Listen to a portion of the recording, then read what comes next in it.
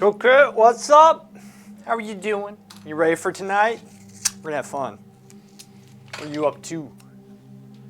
Crockett. Evil, bad Crockett. How come you aren't better? How come you aren't a better player? You know, that means you're a bad person, you know? That means you're a bad person. Coquette. How come you aren't better than you are? Idiot.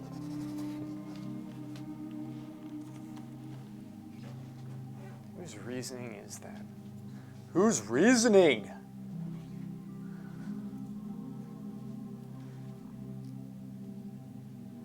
Oh, yeah. So, did I tell you what happened to me, Zerk, Xavier, and Val? And Iro, she was in with us. We rolled AV. Yeah. Well, that means you're a bad person. So we were in AV, and we came up against Sass, and Keek was in it. And so I whispered Keek, asking how, I was like, how many you guys have? And he said, I don't know, 30, 35, somewhere around there. And so, anyway, that was in the beginning. That was my mistake. They targeted us. I said to myself, let's everybody go, hey, Hammy, let's everybody go wide right. There was only 5. The Pugs went left in field. We went wide right underneath Snowfall Graveyard. Their entire team moved to get us, not the Pugs. They moved to get us, the entire team, Coquette. And it took them a while to get us, but they did get us, and then it's pretty much game over. And I think it was that wise PvP is what it was. Because they knew exactly where we were. Exactly. So they just targeted, and the crosshairs showed where we were. And, I mean, that's what I think happened. Anyway. Bring it. Bring it. Bring it.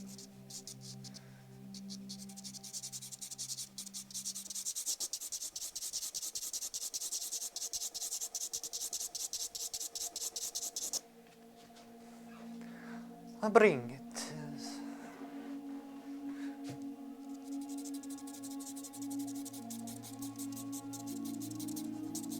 So working with an H, we're just going to continuously go over this. Now, Hammy, I hope you're recognizing some of the techniques, pencil techniques here in charcoal, in fact. I hope you're watching this stuff.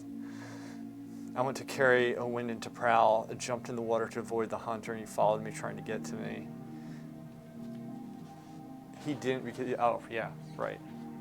That's actually a surprise that he didn't get to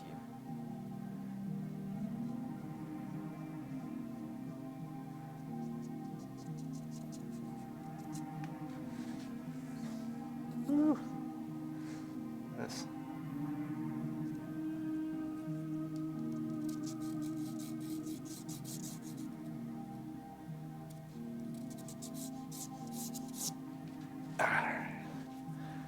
Keep moving. Keep moving.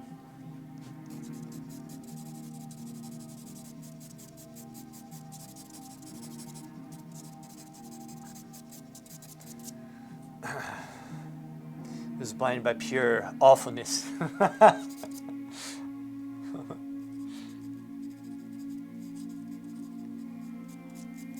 It's just such a poor attitude to have, right? I mean, the degree of stupidity in that statement, essentially saying bad players play how I don't think they should play, and they're bad and this and that. And that's why I troll those people, and it gives me a strong sense of fulfillment in my life. So, constantly thinking about the form. Form is the very unique structure, the anatomy and such, right? It's the detail in a sense, but it's the anatomy, the three-dimensionality of what we're looking at. Try to step out of the way here. In fact, I'm going to name my stream tonight Stormpipe Militia, the worst druid in the entire world. Good. So, like, because I guarantee you, he doesn't, A guy like that is very insecure and cannot handle anybody laughing at him. And so what do? How many times has he posted since I started getting on his case? Let me just ask you that. Everything he says, I turn right back around on him. And I don't think he knows how to take it. And everybody else has been ignoring him, which is the right move as well. Never want to answer him serious, ever. Because it doesn't merit to be taken seriously. It's fun stuff. I love it. I live for that. There's nothing worth seeing. Nothing's really been posted. There's nothing worth seeing. And I only post if he does, or if I'm very bored, which that does happen from time to time. I get bored.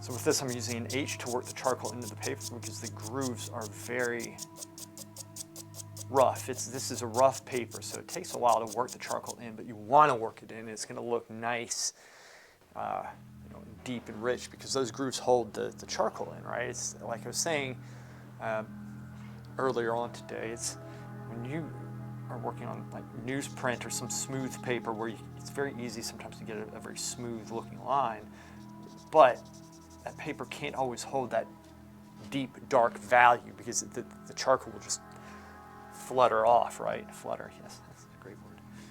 It flutters. Flutters, it falls off. So what do?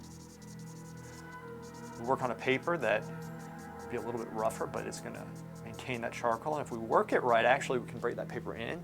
So we can still get just as much, if not more detail, fine line in this paper once it's worked in. But also, in addition, we can have the deep, dark values we all know and love. And we can make this look like a painting. We can get very in depth with this, right? So that's one of the reasons why I love working on Roma paper. Sì, vabbè. Vabbè. That's how we do it.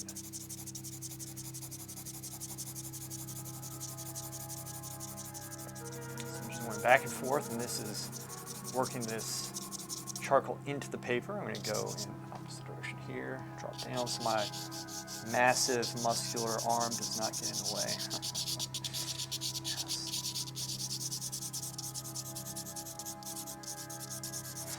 I do sometimes watch my stream and notice that when I'm doing work, I'm blocking the camera. Happens. Happens.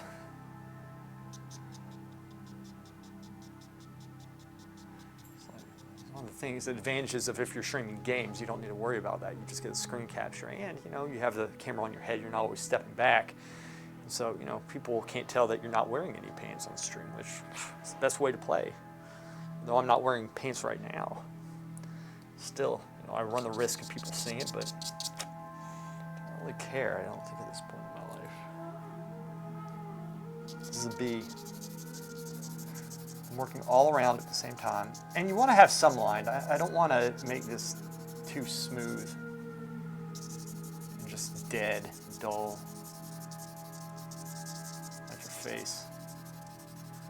You want to have some variation to it. Some variation, that's what we do. All right. Horse riding stance. This is a harder charcoal. I'm just going to be going over this ever so slightly. Pressing the B charcoal into the paper, which is the softer charcoal. Going over everything all at once, right? Work everything up at once. And when we do that, we're adding this charcoal down. We need to also be aware of the contour of the drawing, the outside, which you lose, and so you're constantly going back and forth and cleaning up. When I clean up from memory, and I'll also go and double check you know, in this case, the reference photo, to make sure that I haven't slowly altered the contour, the outside line, more than it should be. So that side's pretty good, okay. So I got about 3 pieces of charcoal. These are 2 H's, which are like, or these are H's, 2 of them. Even though this is a B right here, this is acting like an H. This is a hard piece of charcoal. So I keep a sharp tip, and I'm just pressing in the charcoal that's already down, adding more. This might be more like an HB than an H, so it might be a little bit softer than an H. H is hardest, HB is medium, and then the softest is B. And, you know, I like working with B charcoal because you can get a dark piece of, you know, like line down, but it's still erasable. You don't need to press in as hard. And so I like keeping the drawing very malleable, right? Because I'm constantly correcting proportions. And not that I need to. You know, personally, I mess up the proportions so that other people don't feel bad when they mess them up. So I kind of drop to their level, the active compassion, because I don't make mistakes normally. But I actively make mistakes so that people don't feel alone in this endeavor. Right? So do that with H, or rather B, and then you can shift it around. You can change things, which is quite nice. I'm also, at the same time, I'm trying to think about the anatomy. And at this stage, it's the subtle anatomy, but I'm trying to look at the whole shape at the same time as I do this little piece, so that little piece fits in respect to everything else. Which is a very hard thing to do, except for me, because I'm so good. It's very easy for me to do.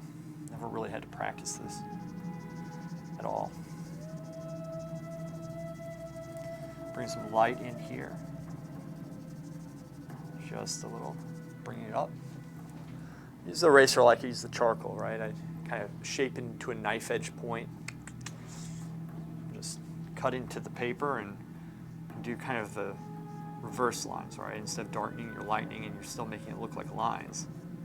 It's quite nice. And as an added effect, as an added bonus, you essentially are working the charcoal into the paper with the eraser as well, which is nice.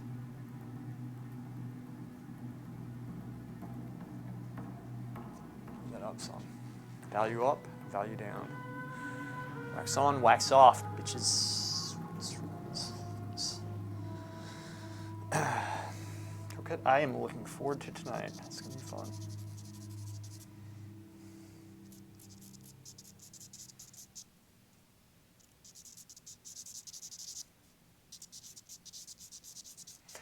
I hope it's gonna be fun. I hope, honestly, I hope we just get into like 3 games quick.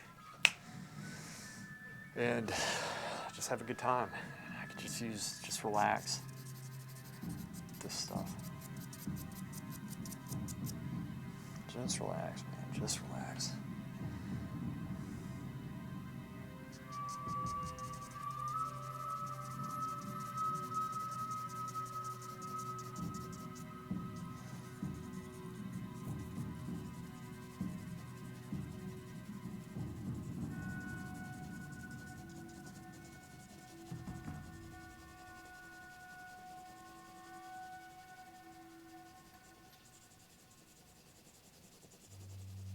So at this point, there's a little bit of charcoal on the eraser. I'm using that charcoal to kind of as a buffer, not so I don't erase too much, but it's also helping press some of the charcoal down into the paper. So it's kind of erasing it some, so I erase it where it needs to be erased, like little splotches here and there. I'm also pressing it in. Oh, I know, because they're queuing. Look, they're queuing with 100+ people, like every night. They're queuing with 100+ people, and they're just going through and just owning the map. Like, it's a little bit excessive in my opinion. But you know what? To each his own. It's not, for me, it's not that big of a deal. And I have to say this. Like, you know how everybody's always complaining about the pre-mades? I get it, and I kind of agree with it. It is, I don't want to say a problem. Me personally, I don't care. If you want to play a certain way, that's fine. Is it fun going up against one when you're in a pug? No way. But here's the thing. The people who are going through complaining about this stuff, the problem is they don't have anything to back it up, and that's Blizzard's fault. They're constantly quoting Blizzard, but it's some vague thing that they said once, and Blizzard doesn't care. Blizzard needs to do their job, and if they want people doing this stuff, they need to say it. And if they don't want people doing this stuff, they need to say it. Like, they should do that. I'd be fine either way. If they came out and said, look, this is wrong, okay, they can say it's wrong, but in my opinion, then they need to institute something technical to back it up, because people are still going to do it.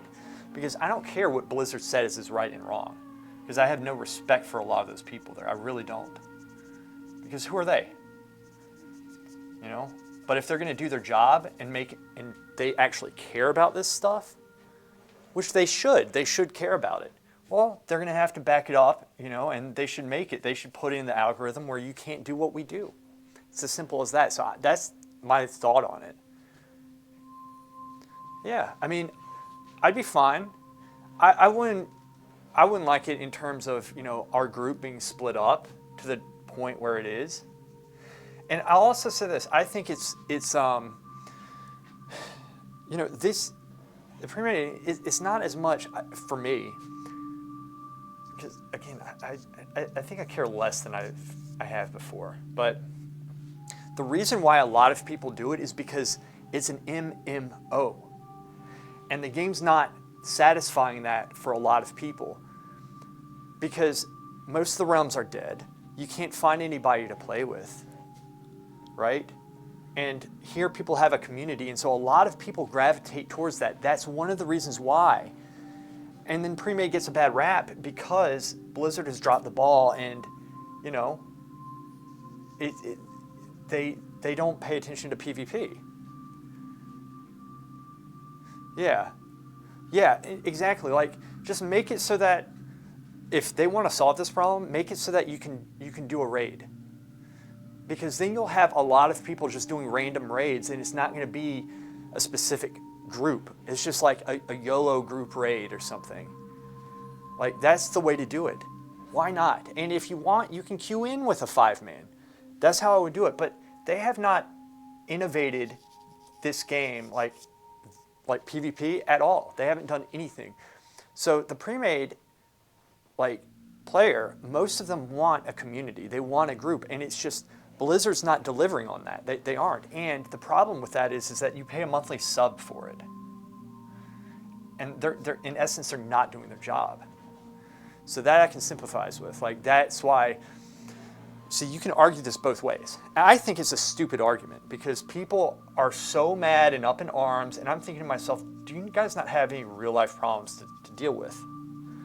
But people are very passionate about it. Fine. Well, how long has this been going on? Blizzard hasn't said anything about it. Ira, what's up? What you doing? Hey, thank you very much. See, I told you I needed my beauty sleep. So, you caught me going off about the pre-made stuff, and that's because Crockett is in here. And she's nothing. You making some good sales? Squinting down, getting the impression. Looking. So we're going back and forth over this. Going in with an HB, which I think is an HB. Sharpen this shit. Good, very good. On average, is that good so far?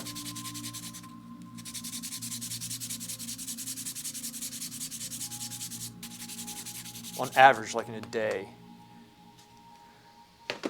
How many would you sell, you think? What's a good day of selling?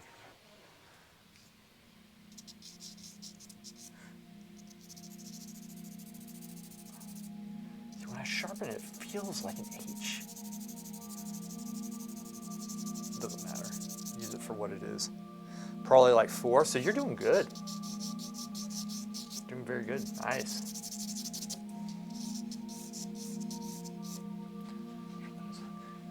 Still focused, yes. I had to step out and help my mom briefly, which I think should be okay. Let me put my phone on just in case. There we go.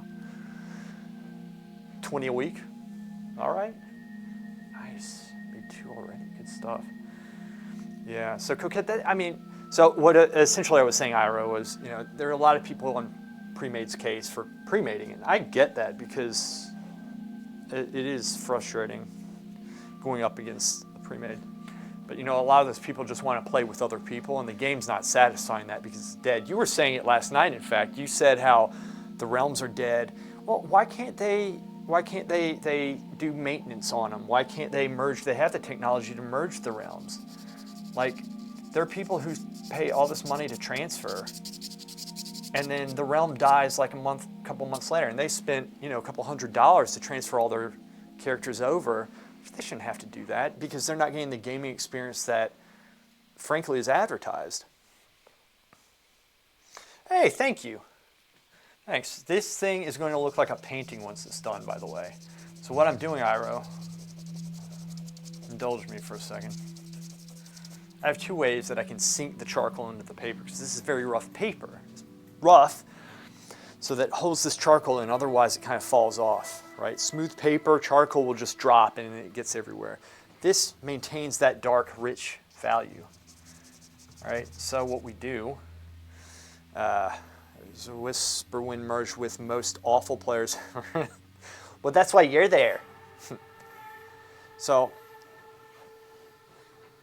essentially, I'm working the charcoal into the paper, and I'm going to be able to make it very detailed and also very deep and dark and rich, and so make it pop. So I'm working on the light values, the dark values, and trying to get the form, which is the anatomy. That's what I'm working on right now. And it's a study, it's understanding it here, right?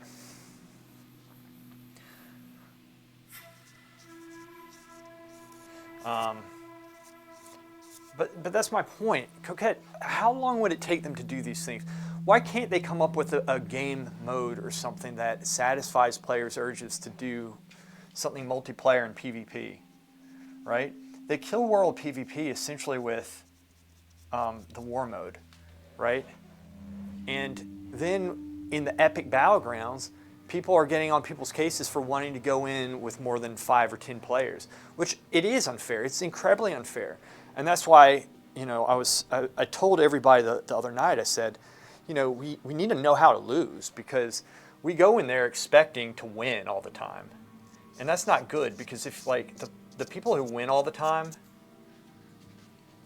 are going to start feeling entitled and they're going to start getting pissed off when they lose. And, the last thing I want to hear is despair or people, saying, oh, I died, I this and that. Like they're getting upset over this stuff. We're going to come up against better teams. But, we queue up and we beat people. We can't expect it to be just one-sided. It's such a bad mentality, so.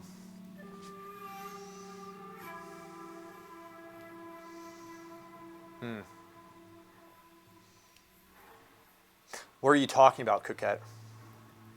If what's like your job? Okay, constantly switching around. Let me go down to the bottom left foot. Just went to unify. This thing keeps on coming up. Blizzard staff. Oh, it's definitely mismanaged. And I have to say, they've done a better job with this expansion, but and they listened to PvP for gearing, because that was a main issue. That's why I left last expansion with the gear. And they did everything, they did a good job. And now I'm playing it, I'm having a good time. And, like I said, I don't care what players think about me on the forums or anything. They can scream at pre-mades all day long. I don't really have any skin in that game, and frankly, a lot of those people, I don't really feel like they're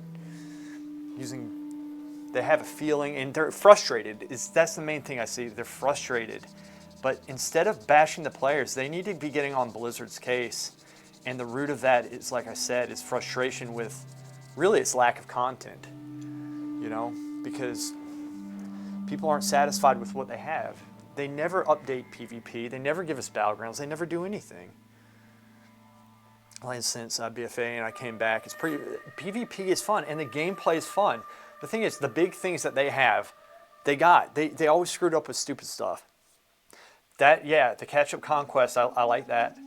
I personally am tired of constantly having to get gear every season. I'm just sick of it because all that does is make me so I don't play half my tunes that I have. This is starting to become generalized, which means rounded off. It's losing the subtlety of the form and such. And, it's starting to show a lack of understanding, which is definitely not there. To get the form, to get the subtlety, you have to understand it first. Squint. So I'm looking at these values, I'm comparing them to everywhere else because you don't want one standing out more than the other because that's when things start getting over-modeled or under-modeled, which is light and darks don't mesh up well, and the anatomy and the sense of light is gone. It takes away from the realism of the work. Squinting down, trying to see the whole thing once. Back into it, squint.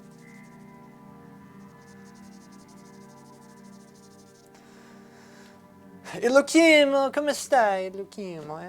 Vabbè. How are you doing, man? The chef kisses. How are you doing, buddy? What are you up to? I like your work. I like how your work's looking. See, one of these days I'm going to hit this main camera right here, this one in the back that y'all can see, because that's the one that's the main camera. That's not going to be pretty. I'm going to change it. I'd be smart and change it. Nope. Let's look this up. New model. This is a new model. You got a new model? Well, new poses, same model. This one? Are you talking about this or for you?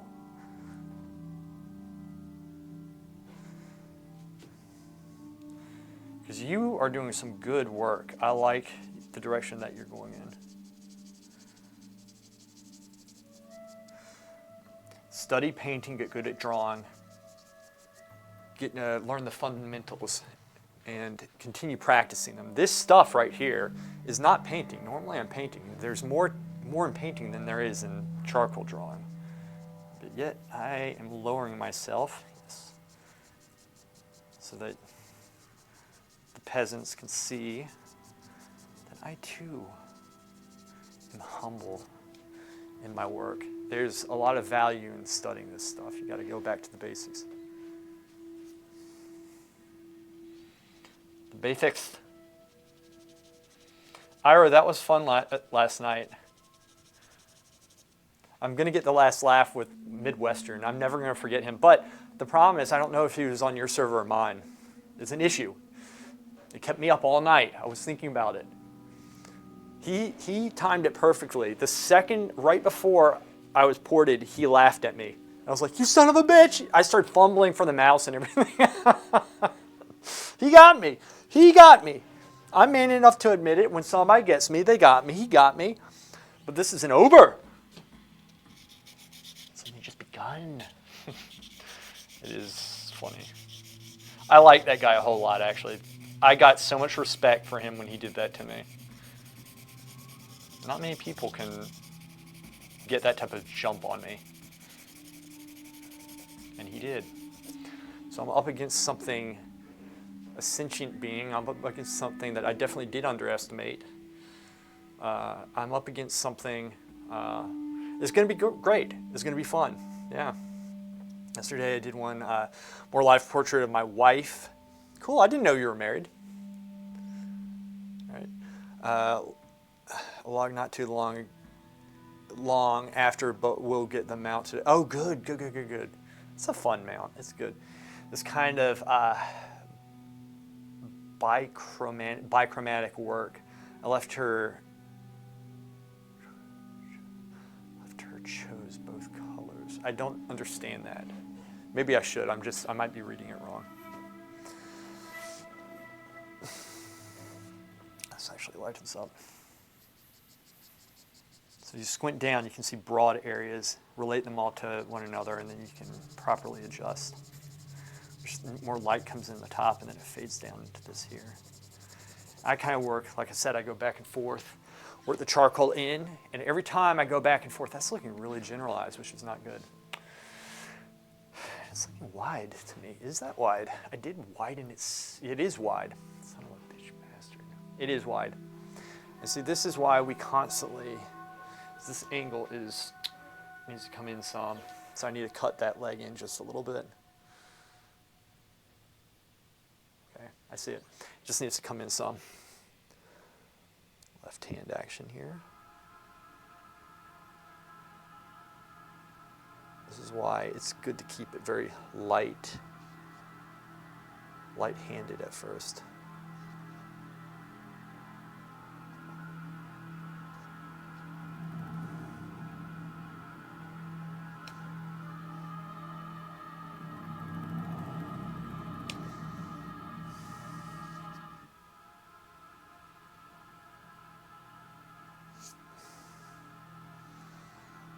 Just bring it in just a little bit.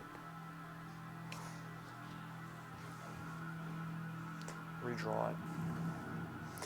I'm going to go in, should be about here. That angle, and then it drops. Looking at this slight shape.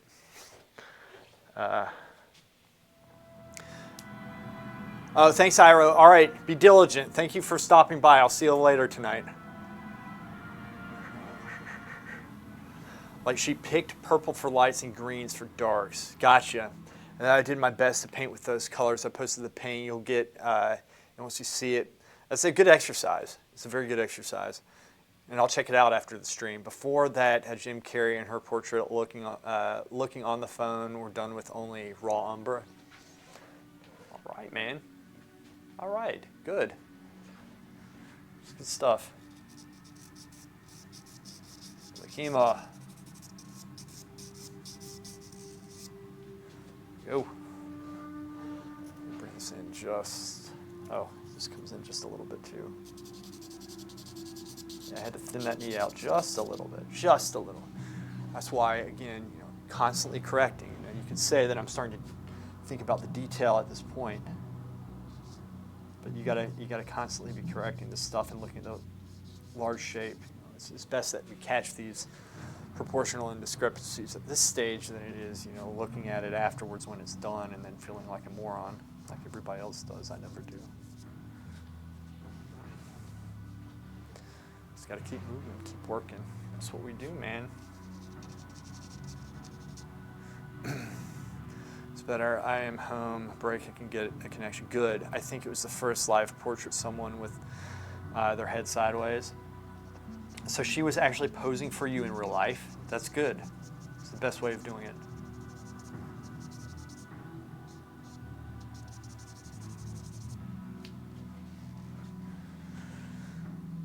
Best way of doing it, man. Good. Good to hear.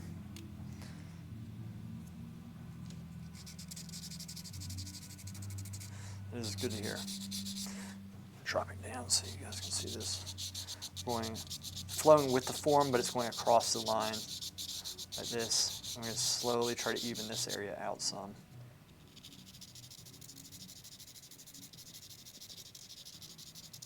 Slowly evening it out.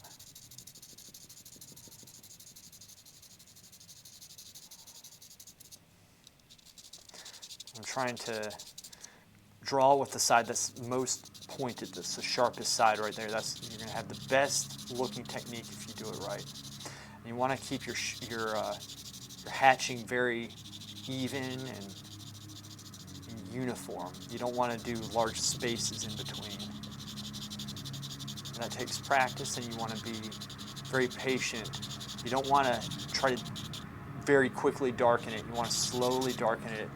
Slowly work the charcoal into the paper, and that's also going to give you a little bit more time to correct, because when we darken something, oftentimes it creates a contrast of light right beside of it, and so then you can tell if the shapes are off a little bit better. Sometimes, you can fix the proportions easier that way. What's up, Darcy? How's it going, buddy?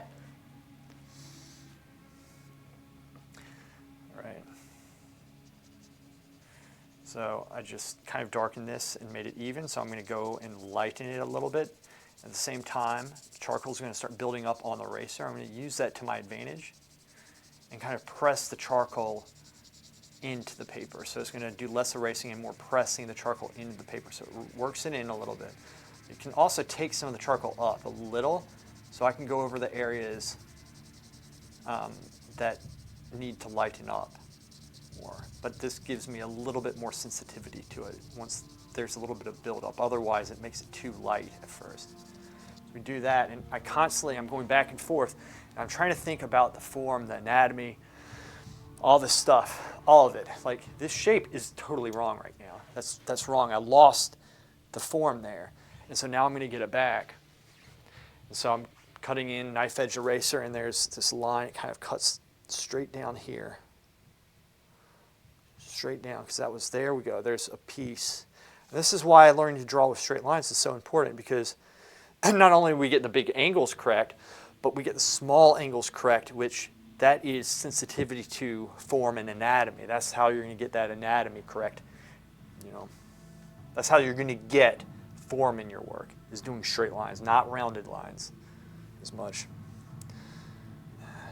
If you use Gamblin solvent-free medium, no. There's a lot of stuff I haven't used.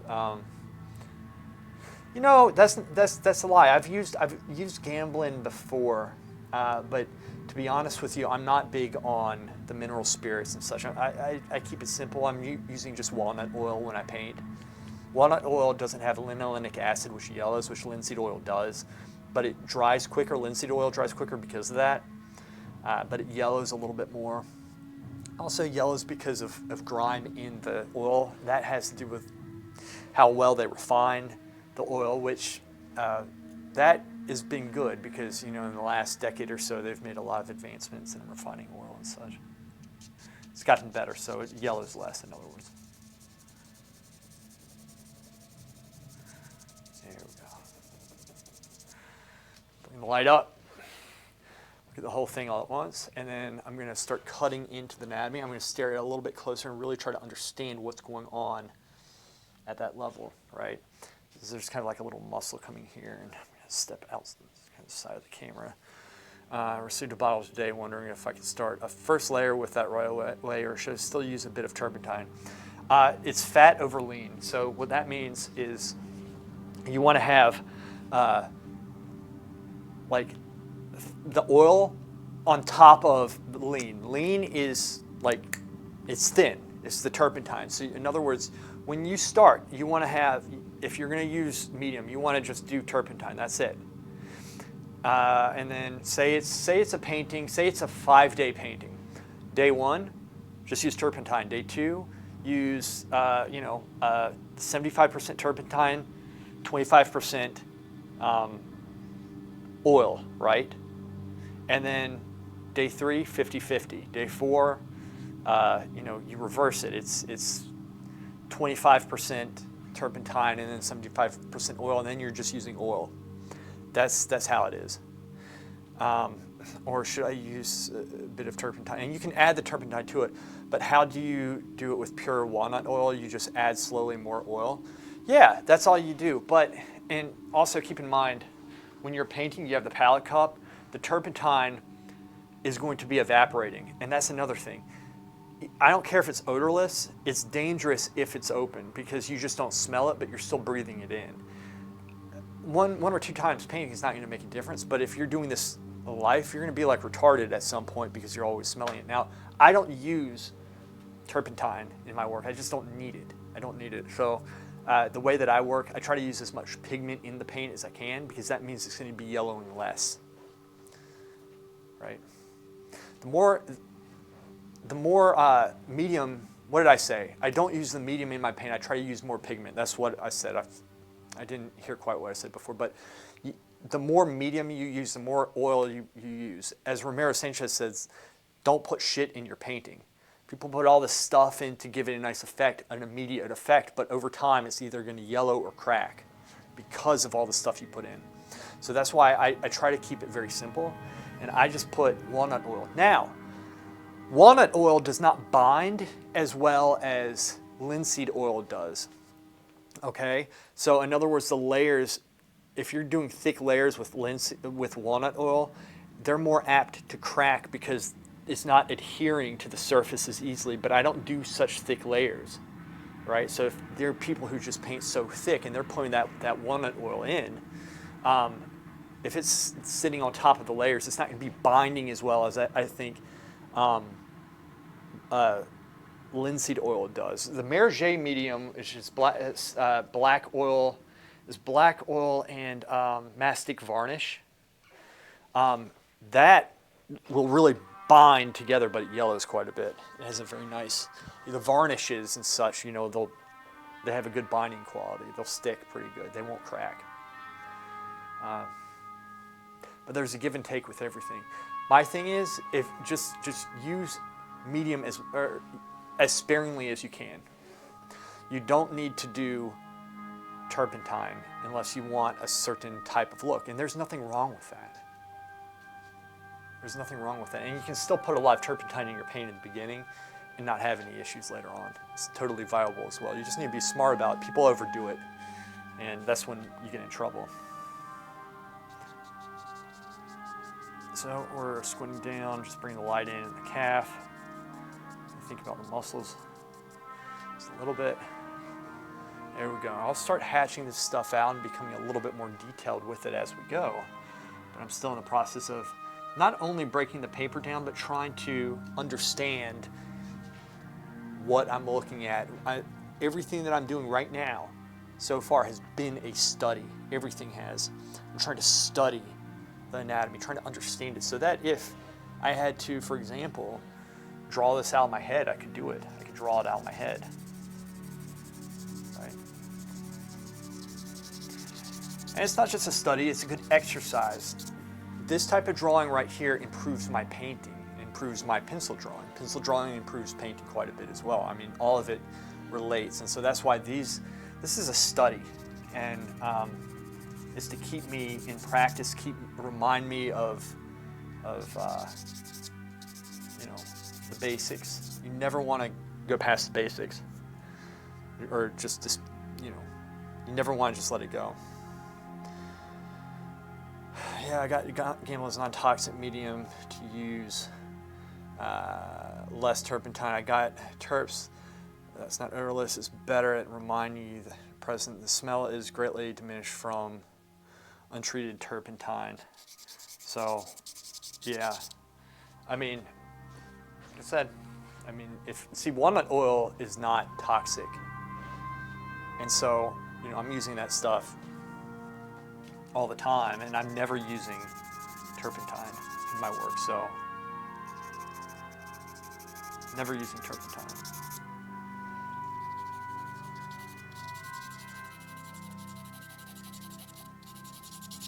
So you want to make sure that I'm trying to put the pigment, do solid pigment in there so it yellows less over time. Right? And Michael Harding's paint is very good, I think, too. He's very good at doing extra grinding to the paint to make it liquidy instead of adding more oil into it.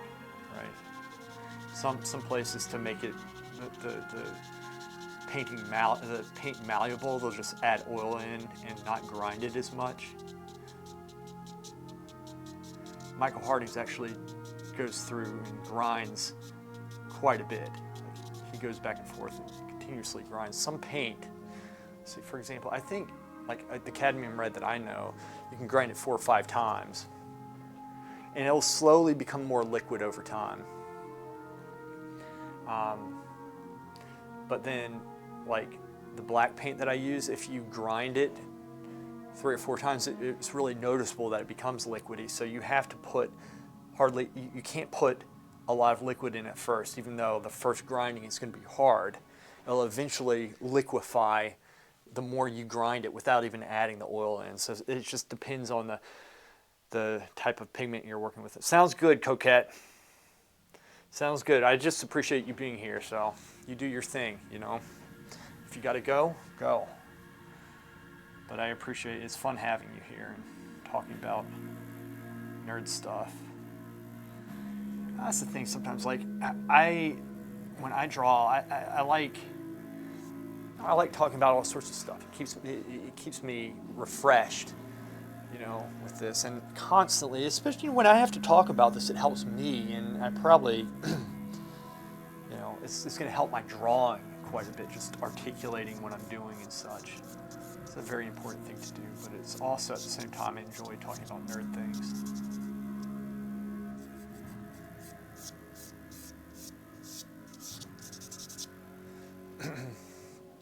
With the painting lessons, I started to use too much spirit. The process worked so well for me, but yeah, even with with open windows, I felt I was breathing too much of that stuff.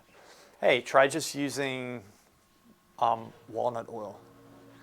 You can make it work. You can make it work.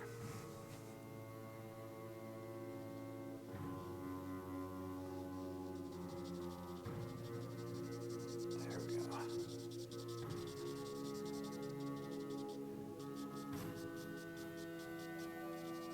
There we go. Just gonna keep moving. Working on this. So there's this little piece right here, and y'all can see it. I look here, and look here as I draw this to get this piece, because otherwise you're going to put it too high or too low. And I'm also thinking about the anatomy there, and then trying to understand the anatomy. This is a great study. It's a great study. It's really good. Because look, you want to understand where this bulge is. You can make it too high or too low, but if you make it too high, the buttocks area, the hip area is going to be too small, right? So we have to get the value, which is how light or dark something is, but we have to place it correctly. And I get feeling good when you darken, like, oh yeah, I'm making form, I'm making shadow shapes and this and that. But we have to keep our emotions in check with this type of work. We have to be practical and common sense about it. And that takes practice, and that's why if you listen to me, if you actually listen to me, first off, good job, good luck. It's a lot, and I can be very repetitive, but that's for a reason, is because it's very simple concepts, but you have to master, so I constantly repeat them. And that's looking at the large shape at the same time and seeing everything at once, building it up very lightly at first so you can create those shapes, darkening as you go, organically detailing it in the overall interest of getting the larger shape correct. So, nerd stuff. I've had a good laugh with AI that generates songs from lyrics. Some results were incredible. Nice. It sounds like it'd be fun. What's the name of the program you're using? Yeah, so I'm thinking about this form here. Light coming in. That's the other thing, like you don't just want to blindly put light in, and you want to try to look, and it's hard on the sides of a figure. You have to it's hard to understand what you're looking at from the side. Sometimes it's like an abstract shape on the side like this. There's a little bit of a light area coming down. You're like, well, what's on that side? And you know what? That's the advantage of working from real life. If I was working at, like, if she was standing here, again, I've said this 1,000 times, I would walk around and look at her backside and understand what's going on in, the upper leg, lower hip, or whatever, that area. And then with that knowledge come and put it into the work, instead of just blindly copying an abstract shape, not really understanding it. So at this level, you're going to add a little bit of subtlety that's going to denote understanding that whether it's a novice looking at the drawing or not, a person will be able to tell, wow, that's a good drawing. They really pushed that. Might not know how it happened, but they'll respect not just the detail, but the level of accuracy, the anatomical accuracy. They'll be able to feel like that model is just standing there, right? It's like totally real. That's the goal with this type of stuff, You have to have a goal when you're working on this, right? My goal right now is practice. Number one is practice, but I want to have a solid example of a good charcoal drawing for you guys on toned paper, right? And I have not done a drawing on this paper, like since I was at the school 20 years ago. This is the first figure drawing that I've done. So I'm applying knowledge that I've gained since then, but I'm also trying to remember knowledge that perhaps I've lost, because I haven't been working full figure, right? I've been working in crazy commissions and what have you. All right, so I've lost the form here, meaning I've lost the drawing. So let's try to get that back there so this leg kind of pops, because when we add the charcoal and when we're shading, this is normal, and don't get discouraged, but we lose the contour. I've already said this today, and I'll continue saying it. You just will have to deal with it. But like I said, these are simple concepts, right? They're hard to master. Yeah, you can feel the tension exactly. And here's the other thing. You look, the more you do live drawings, the more you'll be able to make a photograph look like it was done live. So it's especially important when you're training to study from a live model any way you can. It is very important to try to study from a live model for this reason. So right now what I'm doing, I'm seeing this light shape here. It kind of comes like this over, so it kind of goes down like that, and it's subtle, right? And so I'm stepping back here, because when I step back here, I notice that certain areas need to unify more, right? Like this needs to unify more. In other words, the values need to become closer together. That's what happens. But do they need to become closer together by one getting lighter or the other getting darker? You have to look at the whole thing for that, right? That's why it's important to key up. So we're working with keying up values and such. There's a lot with this. Now, here's the thing. I'm going back and forth. I've been working kind of on the torso, kind of on the legs. At this point, am going to, after I add the slight value here, to make this turn, because this is so flat right now, it's just bothering me, but I'm going to slightly do a rough value or a lighten, just bring a little bit of light in there. Probably have to darken some, but I'll work on that. I'm going to go up top now, because I don't want to have two separate drawings. I want it all to be worked up at the same time. And there's a reason for that. Because this is going to be held back if that's scratchy looking. Our peripheral, our minds will pick that up. And so we might think we need to keep on refining this, when in reality we need to refine this up top. And we need to correct. And so it's important to correct so that we can see, if we're measuring up top here, if we're flashing our eyes back and forth, and this is incorrect because we haven't worked on it, it's going to be hurting our lower half. So you want to work everything up at once. Everything up at once. So that's how we do it. If they can stay still for a few minutes, and then if they can recall some posture so we can catch a light reference.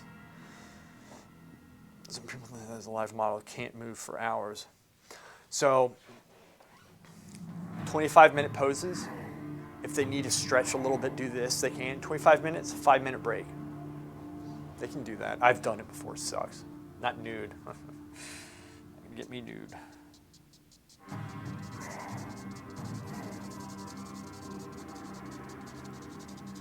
But, so I'm slightly just squinting my eyes, unifying. Now, this area right here, I have been pretty meticulous with. So I need to, more often than not, go back and maintain that drawing right there, because I don't want to lose that drawing. So right now, I might go through another pass, but without doing that, right now I want to go and clean this up some so that I don't lose it totally in this way, because I like how I kind of faded this. That's fine. I know where that is. I can see that. Okay, so there we go. We got the drawing back, and I'm going to go back over it again. So I'm working, I have a B. This is a very soft B. And then we have an H and essentially an HB, which says it's a B, but it's like a harder charcoal. So I'm going to go in with the H right here and slowly massage the charcoal that's already on the paper into the paper more. Right, so you can see the difference maybe between this part right here, which is a little bit more sketchy, and this down here, which the charcoal's sunken in more. This is going to be way more refined, as is this. Everything is, and I'm going to also have a better sense of light when this is done. My goal is to make this look as realistic as I possibly can. It's going to look like a nice painting, but it's going to be black and white. That's my goal. So. Your ADHD kicks in within seconds when posing for someone 8 minutes. I hate it. I hate posing. This probably isn't smart, but if ever I'm trying to convince somebody to pose, I'll tell them how much I hate it. Because I don't like being, having somebody try to BS me. I'll say, look, some people, they enjoy posing. Some people don't mind. I said, I personally, I don't like it. I hate posing. I'll do it, though. If I had to have a painting painted of me, I would pose. I would pose because it's going to be a better painting. And I said, I can do a good painting off a photograph. I really can at that point, but it will always be better off real life. And it's an heirloom for your family. This is how I sell paintings to people. If they want a painting and they're like, oh, I don't want to pose though, which I understand. I get it. I 100% get it. Dude, I get it. Keep in mind at this stage, I've also spent an extensive amount of time correcting the proportions and such, and maybe I should have spent a little bit more time up top, but frankly, I'm not seeing too much that really needs to change at this stage. It's not. It's pretty much in the ballpark, because the thing is, if I'd lock it into place right now, which I'm kind of doing by pressing the charcoal into the paper with this harder piece of charcoal, it's harder to erase. And you'll have a scarred edge. If you need to move that edge a little bit, you're out of luck. So, step back. So I have my reference photo back here, and the reason why I do is because I'm not using site size. I'm using comparative measurements. That's good for me to do. I'm used to site size. Even when I'm using site size, I'm using comparative measurements. Even if the model was up there, I'm comparing measurements, but I'm using site size. I'm using them both at once. You're never supposed to use just one. But in this case, just comparative measurements, which is fine. And I have this set back here so that I have to step back here, observe the whole thing at once. I'm not getting caught up by looking at it up close and working too much up close. I'm constantly stepping back here so I get a holistic perspective of what I'm looking at. That will come out in your work. It's a great habit. I don't care what type of drawing you do. It's to step back, look at the whole thing, and do it constantly. Don't be lazy. It'll change your work if you develop that habit. Make it a habit. Something gets too dark, we lighten it up. How do we know? We look at the whole thing all at once, and we compare everything at once. We train our minds, our brains to always see things all at once. And at first, you're not going to do that. That's why, like I said before, we constantly remind ourselves, always look at the whole shape. It takes a lot of time to get to that point. But you're not going to get to that point if you're not reminding yourself or you're not being told to look at the whole thing, right? It's like in anything, in sports, right? You hear about court awareness, field awareness, right? Knowing where people are. That's what this is. You have to see the whole field at once. It's drawing. It's the same thing. The more you understand, the more it's going to come out in your work, right? So it's not we're just working on our hands. We're trying to work on our minds and everything, too, to comprehend everything that we're seeing. It's a lot. It's a lot. It's a lot. With the sensor box, I'm not sure, but it feels like model's front thigh is slightly more to the right. Her front thigh is slightly more to the right.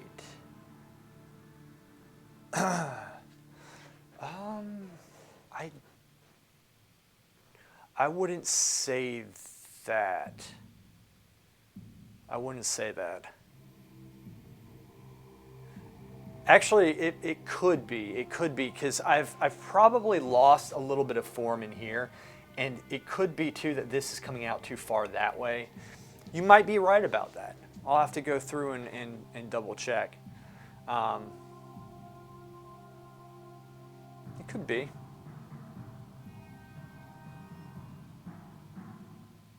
You might be right about that.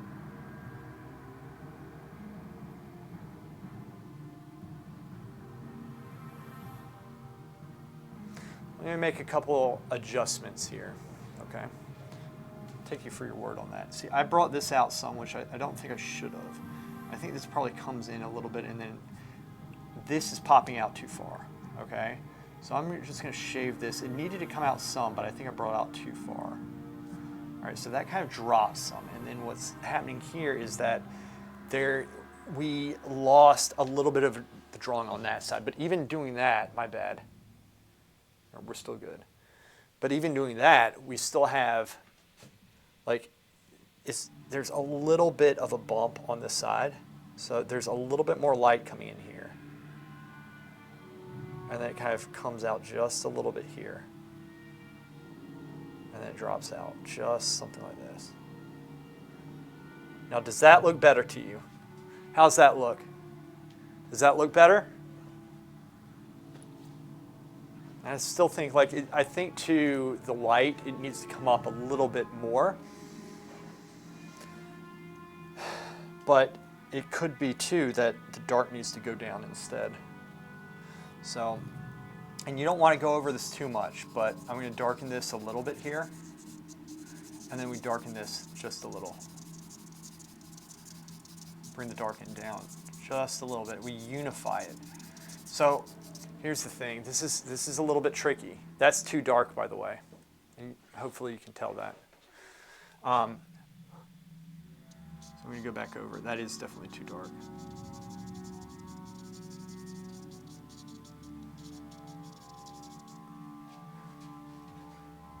That is too dark.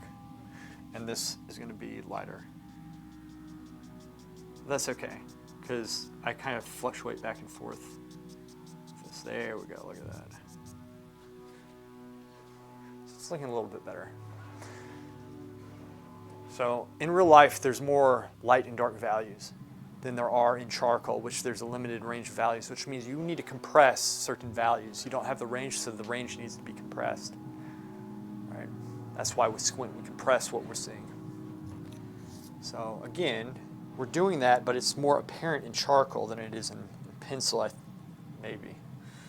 That might be an inaccurate statement, but in pencil, you're not going for as much like range of values. So you're just trying to get the basic shape, and you're compressing quite a bit because it is more compressed, I guess. But there we go. Now let me go back up here. I don't want to go down here. Good. Okay. So I'm glad that helped.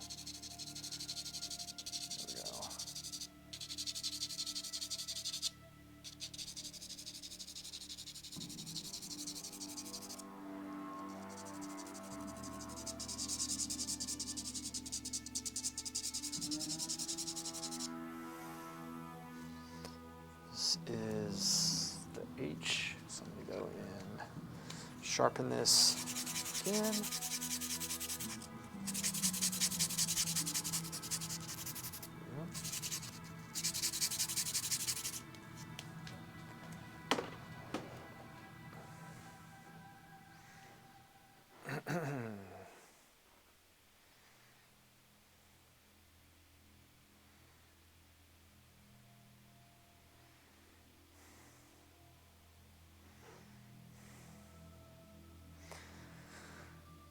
All right, so I am trying to figure out the anatomy in here. So I'm trying to look at this as a shape. So I'm going to cut the breast in just a little bit. I was looking at the whole breast anyway, but this part kind of came out too far.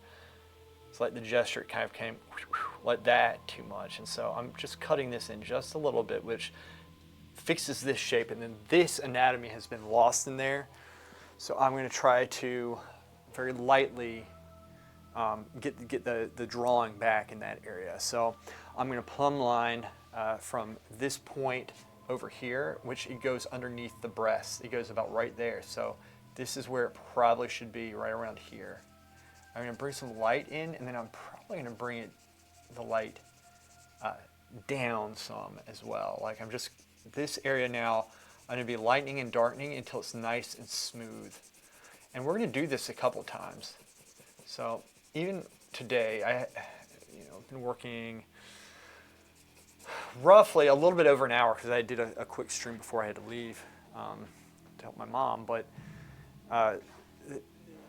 we've gotten a lot done. I'm working everything in, and I'm going to make this look like really fine-tuned.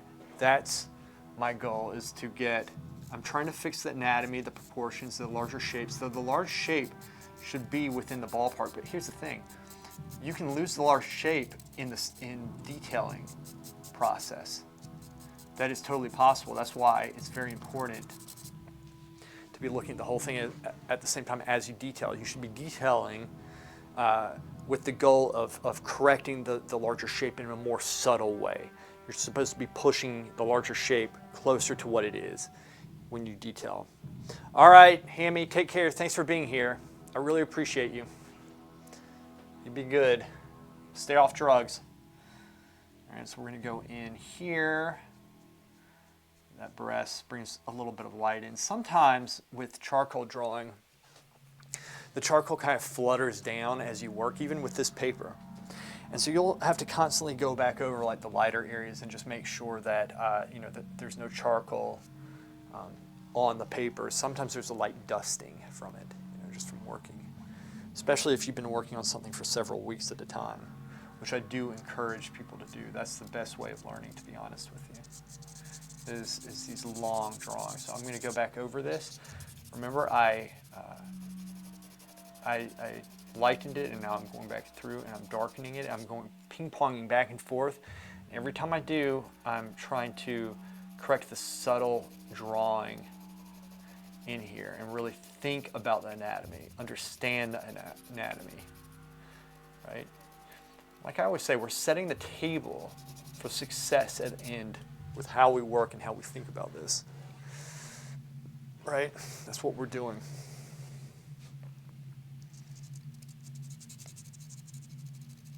So, just constantly going over this. I'm going to make it too dark, and then I'll have to lighten it up again. In this manner, I'm working the charcoal into the paper. Just working it into the paper. There we go.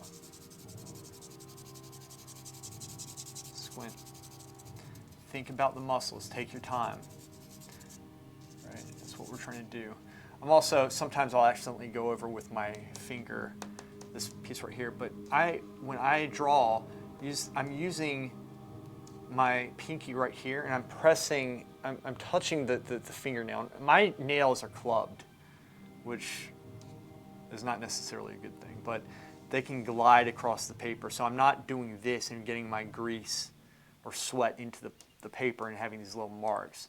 So notice this is pretty clean because I'm curving my finger so that I can rest my fingernail on it, and so I'm skating, but I'm not skating over the drawing. And so that's something that in itself it takes a lot of practice to do, and you're going to mess up quite a bit from it. So I'm going to open my eyes, and I'm looking at the reference photo a little bit more now to understand the information, because the more information we add into a drawing, the more we should be able to tell if it's right or wrong. So in other words, if I'm adding this information, it doesn't fit into the shadow shape I'm putting it into, it's not good. Something's wrong. Perhaps the larger shadow shape's incorrect, or the larger shape is incorrect. Sometimes both. And so that's why the more information we add, it helps us to see what needs to change, right? Squint down to make sure that everything is unified properly. So coming into it here, and there's shapes within shapes within shapes within shapes, but to get the shapes within shapes, you have to get the first shape correct first, right? So that's why we work at the big, broad, basic level, right? At the very beginning, you see the footage. It's probably still up on Twitch a couple, like 2-3 weeks ago when I first started this thing. It was a very basic lines going down this thing. You know, that's how we do it. We just very basic lines. Right. So I'm going to make this too light. I'm working the charcoal into the paper with the eraser at this point because there's a little bit of charcoal on the eraser, on the tip. So working it in, almost using it as a brush, a smoothing brush, but I'm also, smoothing brush is more broad. This affords me to be more detailed and to bring areas up or down in value that I need. I can be more precise this way, at the expense of it just taking a little bit longer to do. But I'm getting a result that makes it worth the time spent worth it, right? So as we can tell now, it's starting to look at the same level as this down here, the top area is. And so I can constantly darken, lighten, and I'm gonna start hatching out basic shapes, AKA refining it. That's what we're doing, we're refining at this stage. I'm gonna be careful not to go into the white chalk, which is here. I don't wanna mix them.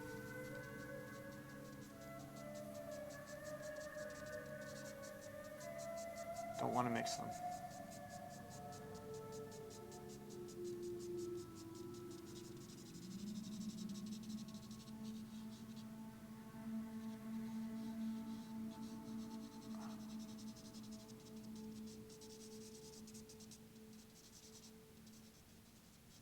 Taking my time. I'm kind of massaging the charcoal in with my eraser. So you can use the eraser as a drawing tool. You can use it almost like your brush.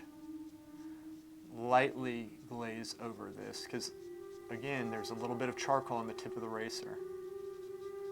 I'm massaging that charcoal into the areas where I think it needs to be. So it's going to make it much more fine. And if I need to erase, I still can. I just press it in, or I fold the charcoal over, get a fresh edge, and I can actually start taking charcoal up more dramatically, more drastically. That's what I do. So I'm going to come down here. So I'm working everything at once, trying to connect everything together. That's what we're trying to do. And in the process, like I said, when we're working with the values, they're fluctuating back and forth. We can lose the structure, we can lose the drawing, so we just continuously go back into it. Oh, me, stiff, man. A second. Oh. Ah. Ooh. There we go. All right.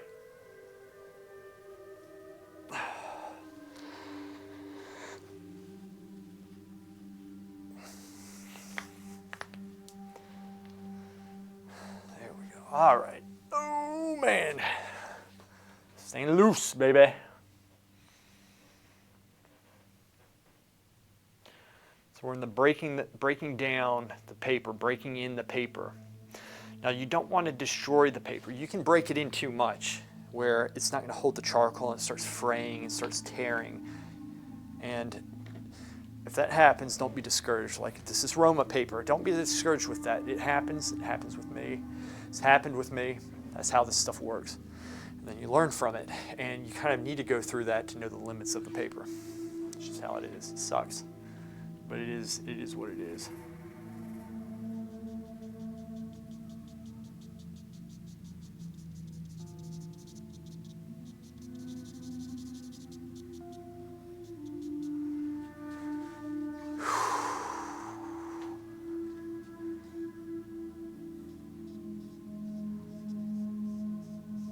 All right, there's a little bit of light coming up here.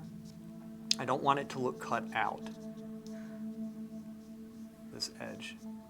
It is a sharp edge though, but you want it to have a turn to it, a sense, right?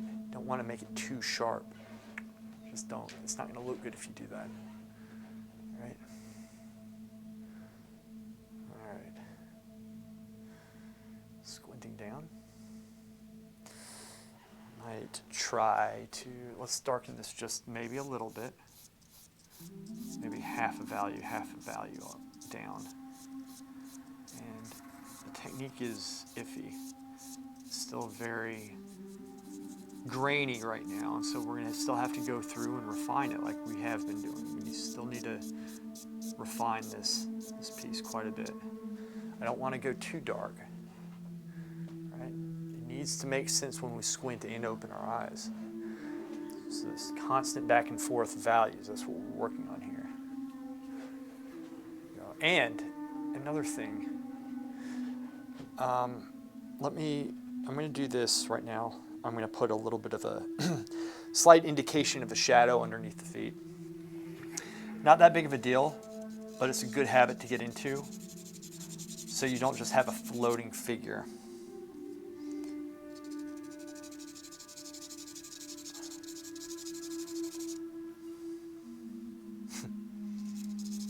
do this one.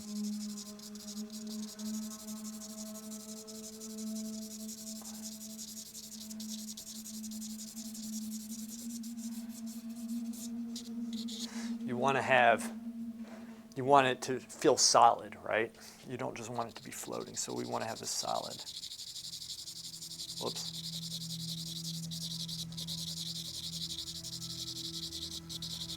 There we go. Angle is incorrect. That's why we step back. This drops.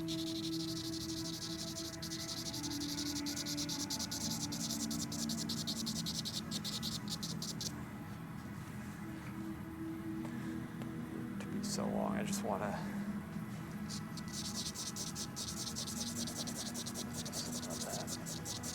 This is kind of secondary. I do this just. I'm not gonna like really work this up so much right now. Right, but this kind of what it does. It makes our minds understand, whether we know it or not. We're taking this in and rationalizing it out. It's just we might not be aware of it. It's more subconscious stuff, but this will help us understand that this is a standing figure. It's not just one floating, and so I think that it helps get the proportions better when you do these slight things. I didn't spend all day doing that. I just so that gave it, now it looks like it's standing to me. It's making more sense. These small little tricks like really push the drawing. It pushes you further. Like you can get the drawing quicker when you do this stuff. All right, so what do we do in a drawing? What's the most important thing is the breasts. So I'm going to go back up to the breasts, right? If you get lost, always just go back to the breasts. Circular motions here, circular motion, squinting. Now I don't want everything to be very fuzzy and soft. I'm going to have solidity. I'm going to have sharp lines going through to accent. But right now, it's easier to keep things soft and then to accent them as you go. That's the best thing. I see that there's like a darker piece under the breast here, and then it gets lighter. I'm not worried about that yet because I still want to have a little bit of flexibility with the overall shape. And if I put this piece in and then move this piece, it might make the darker piece underneath too small or too big. Depends, right? So it's just one of the things to keep in mind. All right, so now I'm going to start thinking, I'm going to try to correct some of the anatomy that I see up here, right? I'm going to try to correct the anatomy that's going on up around the armpit area and such. It's kind of dropping down some, and as this comes up, all of it needs to make sense. You can't have any one thing. We need to get all the subtlety there, but it has to be working in tandem with the large shape and the light impression, everything. All of it has to work. Couple that with technique, solid technique. You're going to have a good drawing. Yeah, there you go. Yep, the boobies. We always work on the boobies. The bubbies. Always work on it, man. Gets your attention. There you go. There's that little piece there. So I'm trying to think of the subtle anatomy at this point, right? The subtle anatomy. What are we seeing? What are we working on? That's what we're doing. So soften that just a little bit. That cuts down some. Okay, I'm going to lighten this up just a little bit here. You don't need to draw quick. You don't need to draw quick. You just go slowly with it and observe what you do, and oftentimes that results in a quicker finish of a piece, right? Actually do get the drawing faster this way. So balancing the value, the toned value of the paper also is very important. I have been very sparing with the white chalk for this reason. One of the problems with this photo is that the lights are diffused. There's not a highlight, and in real life there is a highlight, but it gets diffused a little bit. So I'm going to have to be a little bit artistic. I don't want to say make it up, but use my experience, which is not insubstantial, to correct that issue of it being too diffused. The lights, in other words, look too even, right? It's not a good thing. That's bad. Okay. Okay. All right. And then I'm going to go in with, this is a B. Whoops, didn't mean to do that. Slowly work this just a little bit.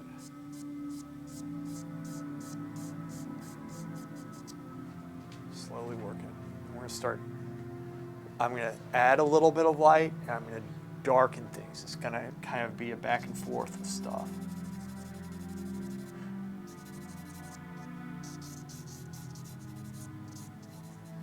Right? It's back and forth. There we go.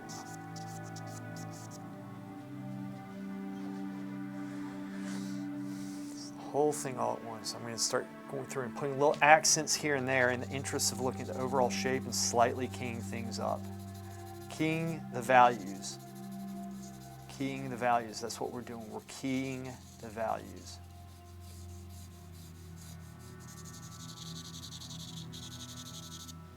Might be too dark. It's actually okay for now. And then we're going to come back up here, which I lightened it purposefully, and then I'm going to darken it, and then I'm going to go probably lighten it again. So I'm adding some darkness into this. All right, squinting down, trying to see the whole thing, thinking about the anatomy. All right, there's a lot that is going on here, and you know, everything. It's also important, I think, to keep in mind the stuff that you need to improve upon and to kind of make a checklist of it, whether it's mental or actually writing it down for the next drawing that you do. That way you're going to improve quite a bit. You know, it's important. You know, why are we doing this? Like, I'm doing this to keep, like I said, to keep in practice. Also to improve. I'm trying to improve my work. I've wanted to do a charcoal drawing for some time. You know, I enjoy doing this type of stuff. It's back to the basics, and there's a simplicity behind it. You know, it's like you have to think, but you don't have to think. You don't. I'm not bored with it. I'm just enjoying myself and having fun, for the most part. Right. It's fun to see how far you've come. It's good to know what you've lost. So that's kind of where I'm at with this.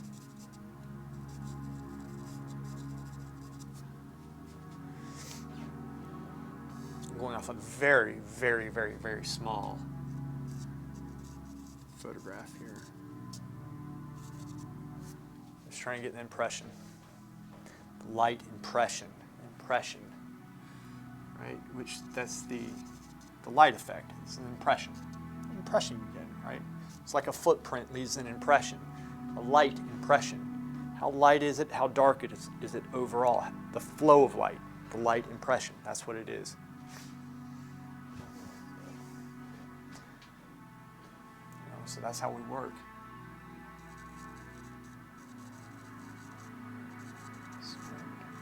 I'm doing kind of circular motions right here to work it into the very porous paper. work the charcoal into it.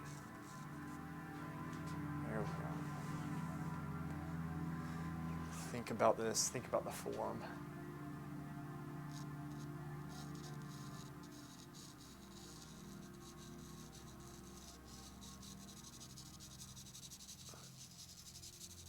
Working it in. And I can always lighten it too, right? You can always lighten it. You don't want to overdo it. Man, you don't want to overdo this stuff.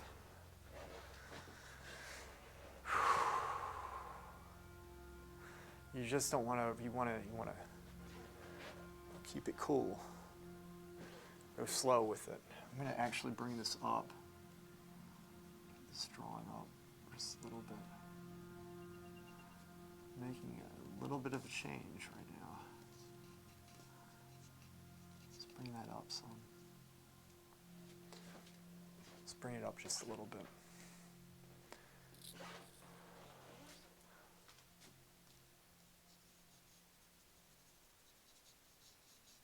Spend my time.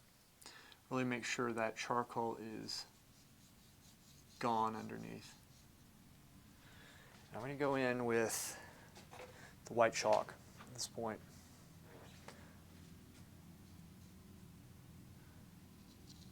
I'm going to bring this up some. Right about there. Something like that. Comes up just a line width. Might not feel like that much, but it is. It is quite a bit. Now, on the stream I've noticed that there seems to be a little bit more of a contrast in the work than there is in real life. In real life, it doesn't seem as contrasty. So this might not register as something good for the stream. I'm going to lightly, I'm going to add just a little bit of white chalk into this. Not too much though. We do not want to go overboard. And right now I'm kind of doing the same thing that I did in the white chalk as I did with the charcoal, which is I'm slowly working it into the paper, making it a little bit less grainy.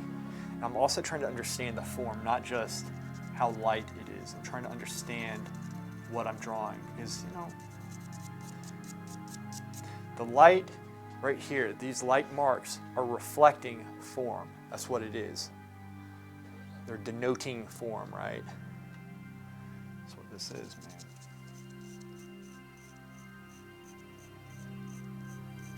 There we go. But you don't want to overdo it. You cannot overdo this. That's why I kept it down at first. I'm stepping back. Go forward again.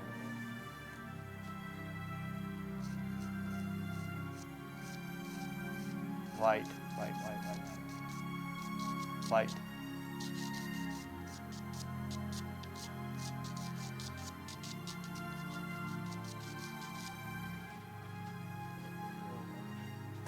Like I said, it might not register that well on stream.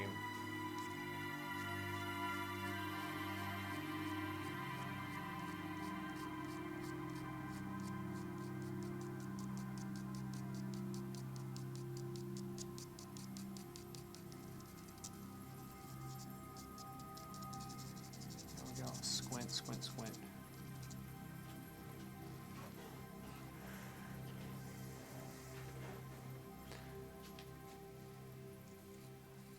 Just a little bit more here, squint down. I do not want to overdo this. Now, if I do, I can still bring it down some, a little bit. I can still work it down just a little bit.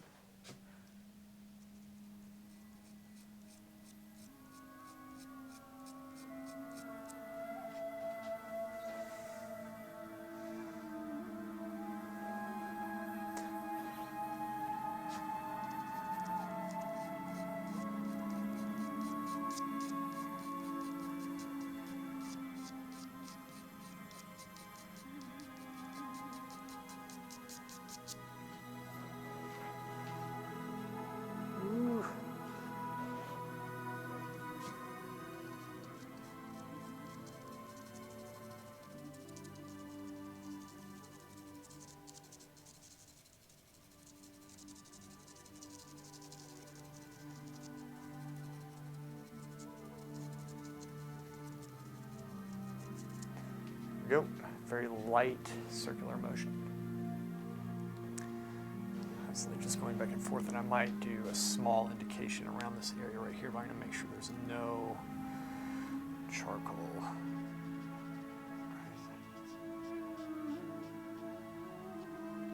So pushing the values just a little bit.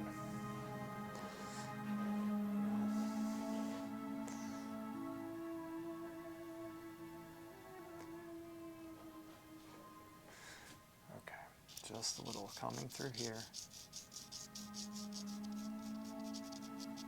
Just a little bit.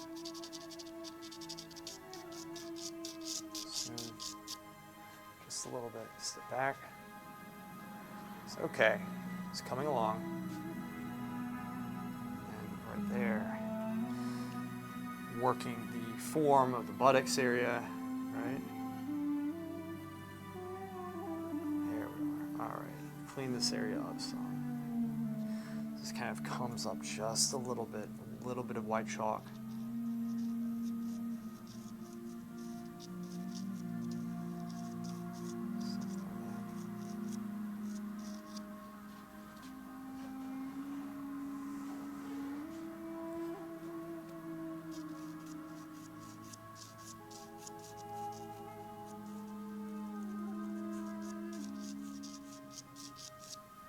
Down some, just a little. Trying to understand what I'm looking at, not just copying a value down. It's a very hard thing to do. This is kind of coming down. There's this piece here, right? Something like that. You gotta feel the piece. You got to understand it. And then there's a slight bit kind of coming behind this. It kind of comes down. And there's a slight bit of light coming down this way.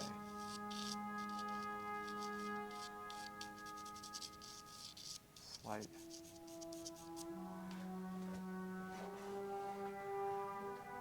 This is how we're just slowly shaping it, building the anatomy up, building the, working the values, everything all at once. Now I'm going to go back up into the breast here. I bring some light into this area right here because it is very direct. Very light, very light. I'm slowly working this, slowly, very slowly. Step back. There we go. All right.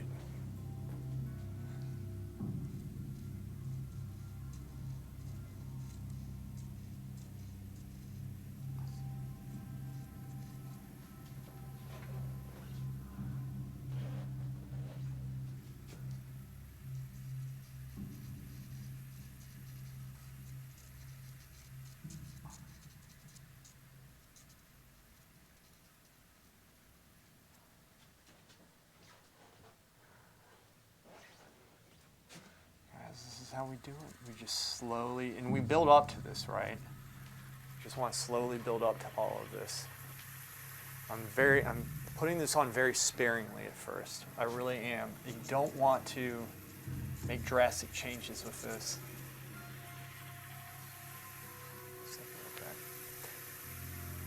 Don't want to do drastic changes. And there's this actually very beautiful piece right here. Take this. Actually, let me look at it a little bit more. This part right here is really, really, really, really nice. Kind of sharp, but kind of not. Taking this off. Then bring the light up just a little bit into it, making sure that's correct, and then we're going to slowly edge the chalk up into it.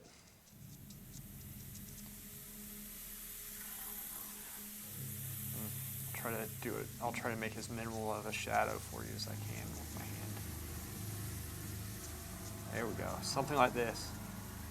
Very light. And then I'm going to step back. And it's something like that. And it kind of drops down and then here. And then this part, I'm going to take a little bit of the chalk away right in the center. There you go. That's okay. Something like that. It kind of gets down some, and we're going to work from there. We're slowly sculpting that chalk into it now. I have waited this long for the chalk because, you know, it's not as easily erase. Like it's harder to erase. The chalk is than the charcoal. It just is. So you don't want to like do that right in the beginning. You don't want to put the chalk down right at the beginning. You know, wait a little bit of a time first before putting it on. And then I'm going to lighten this because this right here is very similar in value to something akin to right here, which has a little bit more chalk to it, but we don't want to make it too light. Just don't. There we go. It's going to pop more. So when we do that, we'll notice, first off, that this shape needs to drop some. This is why I separate the charcoal from the white chalk. There, bring that down. Soften that, and then I'm going to continue sculpting the white chalk shape. I'm going to bring this down just a little bit.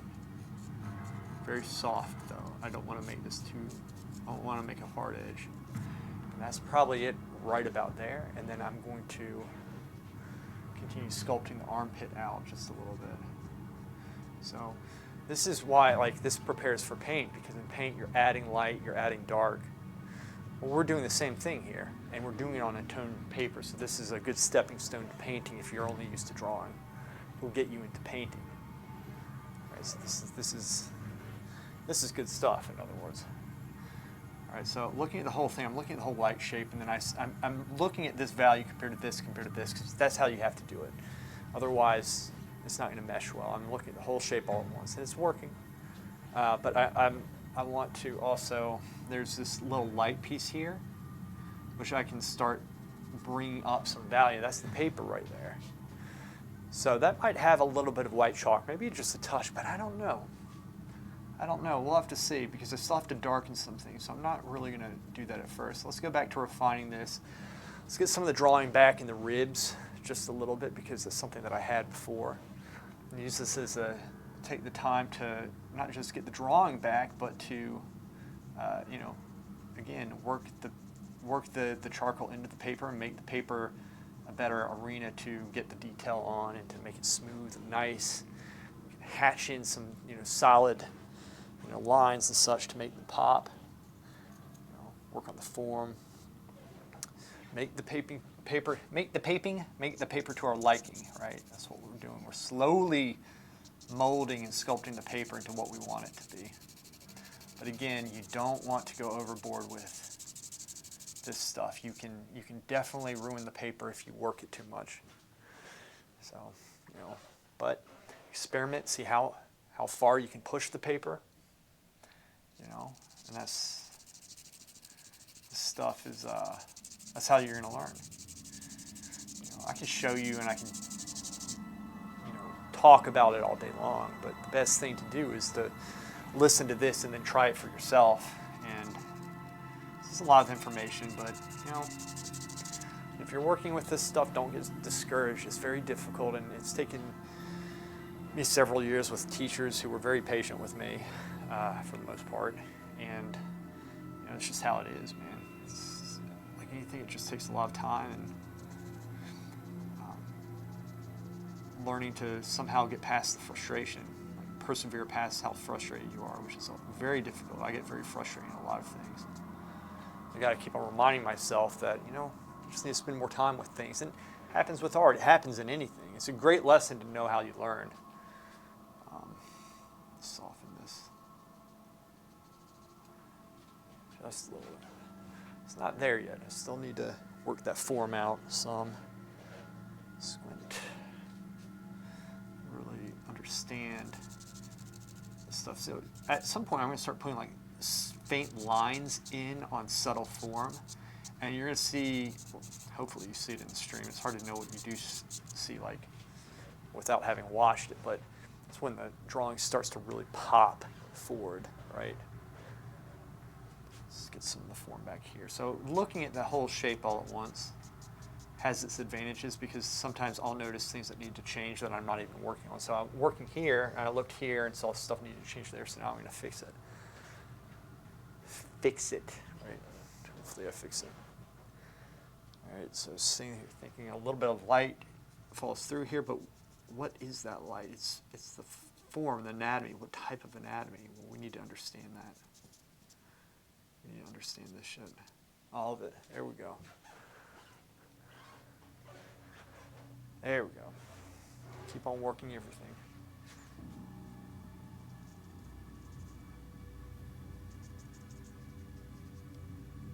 There we go.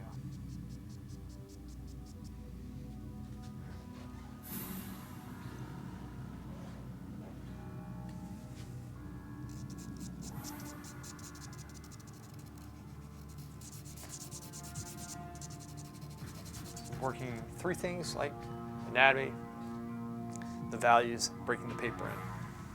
Anatomy has to do with the drawing and all that stuff, so all of it I'm trying to understand. Always try to understand what you're drawing. Don't just blindly copy. Let me fix this.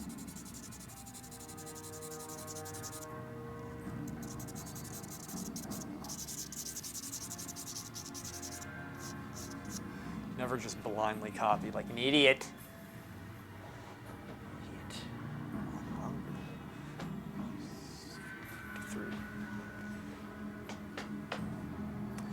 What we're going to do, you know what?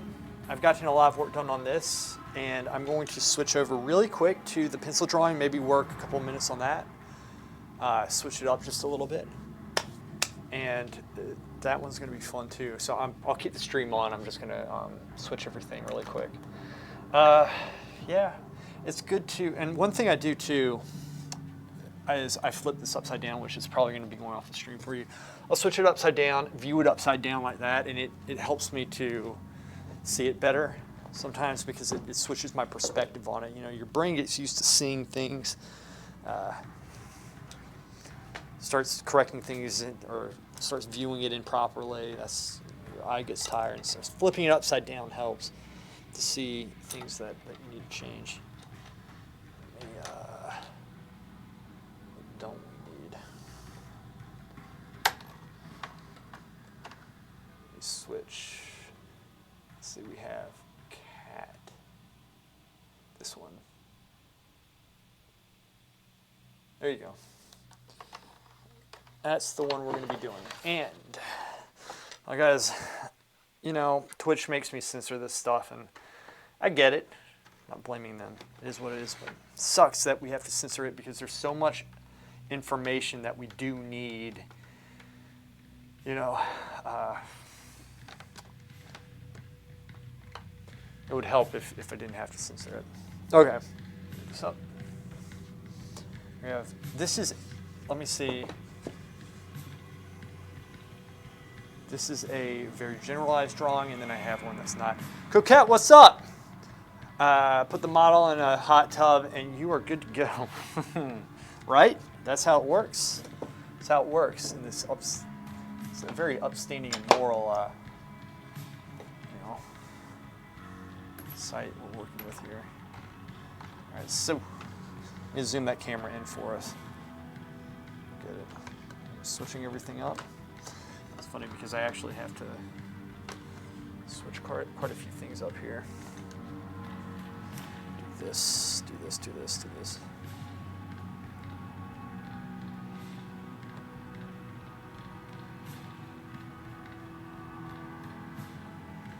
Is that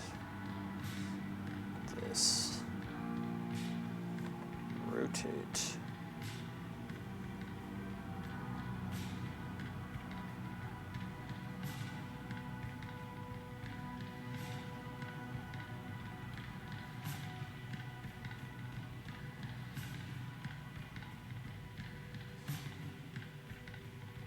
There. Oops.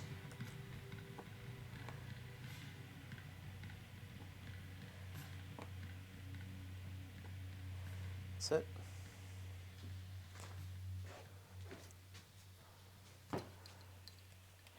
Now I think I will need to do this, is that I might actually shut this off or pull the cord just for a second just so I can properly get this. Okay, that's going to be here. All right, you're going to lose main camera just for a second.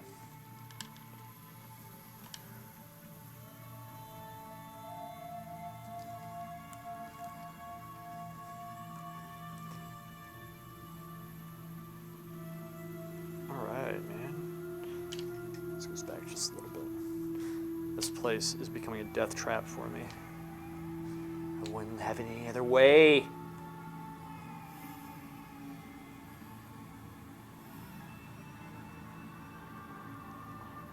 Got it. There. Whoops.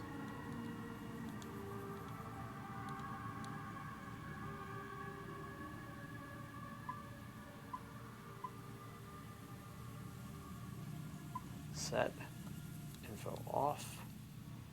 Everything's looking good. All right, and we should be getting camera back. Right about now. Go. I'm going to do this. There we go. There we are. That's better, huh? More or less.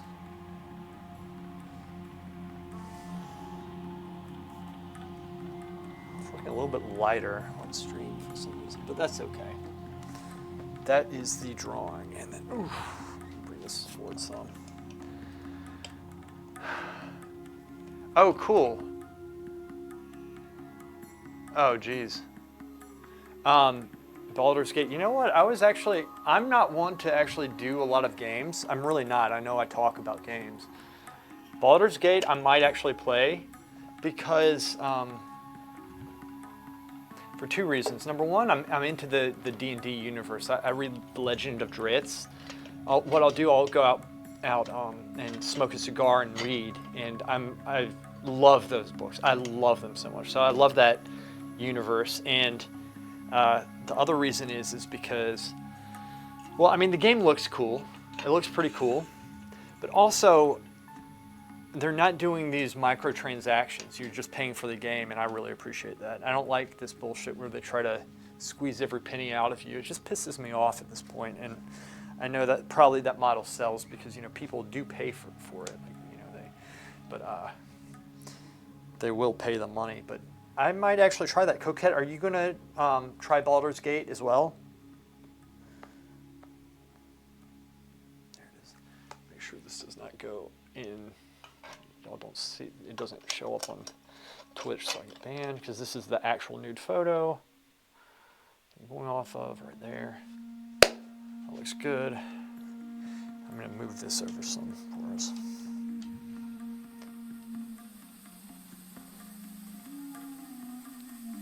There we go. Something like that.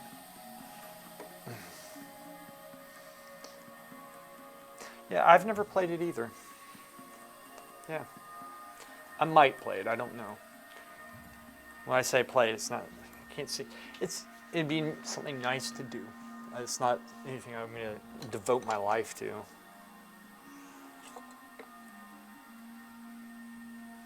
Okay, this is an HB pencil, and I also have another HB. Where's my B? This is the B. There we go, this is what I wanted. I'm going to go for the B. B's a little bit softer. Maybe I do a 2B, but I think I'm just going to stick with the B. The first one, though, and the second one quite far long ago. How did you like those, Elokimo? Were they good?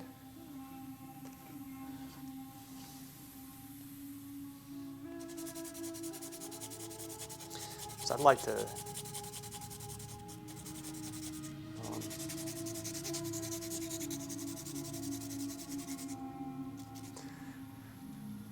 it's a different game than what I'm used to, but it seems like it's pretty cool. Really? Back in the day, it was mind-blowing. I was playing Diablo 4 and really liked it, but lately it's been mind-numbingly boring. I don't get it. Yeah, I don't know. So they, in Overwatch 2, I 2 can just die in a fire, I swear. Talk to me about Overwatch 2. We can talk shit about it. They were doing something that you didn't think was possible back then. Yeah, I hear you. So what don't you like about Overwatch 2? What's wrong with it right now? I am all ears. All right, so we're working on the form right now. That's what I'm doing, the form, right? So I'm not working as much on the values, how dark or light. My computer had a 6 gigabyte hard drive. Wow, matchmaking is terrible. I'm wondering how many people are playing that game now. A lot of people were upset about there being no PvP or PvE. Do you have a floor? I know what I don't like about it. Ooh, I want to hear this at Luke came up. My husband had a computer game where a tracer has 4 DPS, literally 4. Maybe it was probably some kid. Tons of quitters in quick play and comp. It's awful. I mean, they made it free to play, and I don't know if that would make any difference or not, but it's frustrating.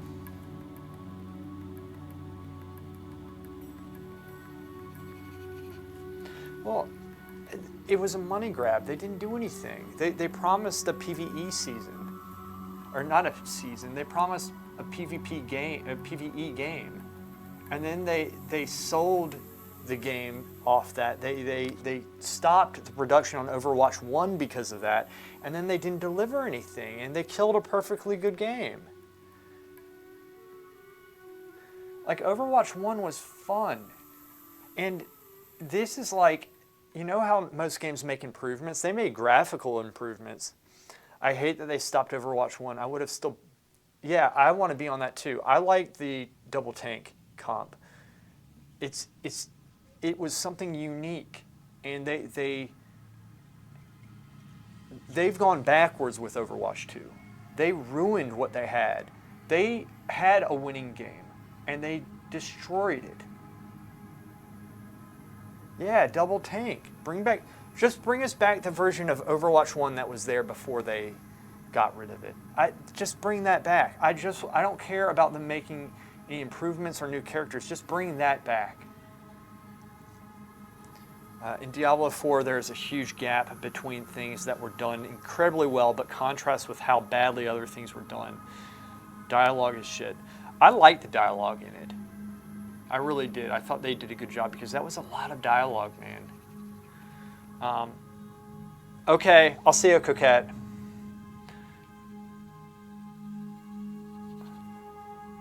I mean, not main quest dialogue. Quest design and shit, but side stuff dialogue. See, I like that. I didn't think that was so bad in it, to be honest with you. Because most games don't even have dialogue to it. You know, they don't. They just, it's something. Anyway.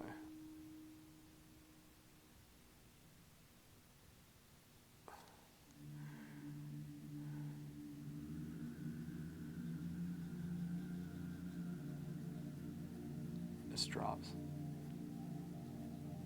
This drops.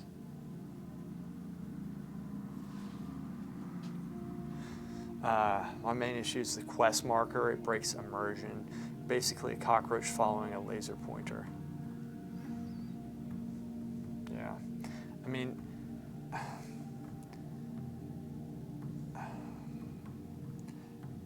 so there are two things that I really don't like. I think everything else I can deal with. Actually, there's a couple of things, but the main two things are the backspace. We don't have enough. It was a problem last game. It's still a problem this game, and last game went on for years, and they still haven't solved it. It's the backspace, and then it's having to pay to respec. I think that's a stupid design. I don't think you should ever have to pay to respec. It makes me not want to try new builds. And sometimes I mess up and put a point into something, and you can say, oh, but it doesn't cost that much. It still costs something. It's the principle, and it gets more expensive as you go. Yeah. Respec seems cheap. They did make it cheaper, but I don't, it shouldn't, why does it cost anything? It shouldn't cost anything. Why?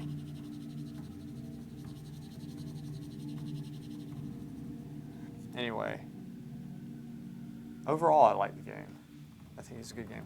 But they also, what they did, I don't think they've done a good job with the seasons, and apparently there was a very rocky, there was a lot of controversy over the nerfs and stuff they did in the last patch, and I think they're going through with fixes or something within the next day or two with it, which is good, because apparently, but stuff like that shouldn't happen. It's like, I don't know, it wouldn't be a big deal if this was in a vacuum, but this stuff always happens with them. I'm not going to go off about Blizzard. They did a good game, and I do like it. I think they did a good job with this one.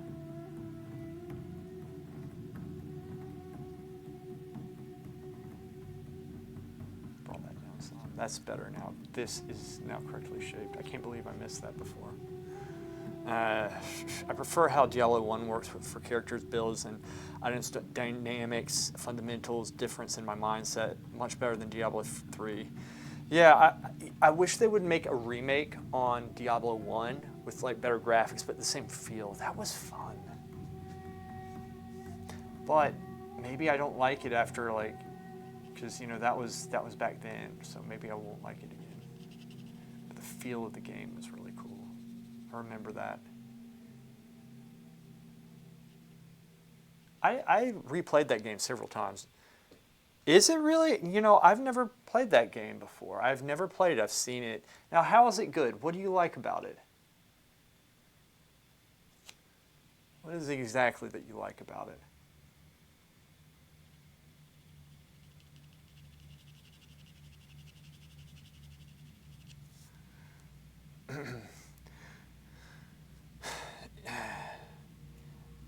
The resurrected version. Now, I've played D2, and I like it. It's good, but I like the first one better. Okay, all right, cool.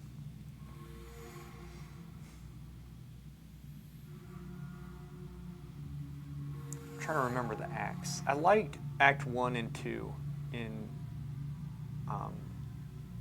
Diablo 2. I don't think I liked Act 3.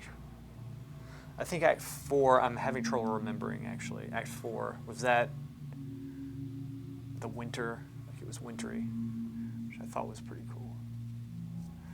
To be honest with you, I think sometimes I don't like games because I make myself not like them. I think if I just played them differently, like in my head, if I stopped trying to place so much weight on them, I think I'd enjoy it more.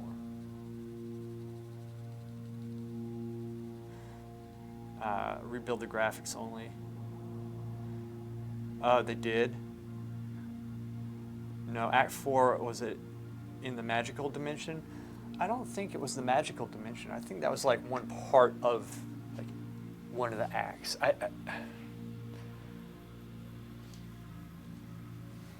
Yeah, Act 4 was not mountains. It was something else, wasn't it?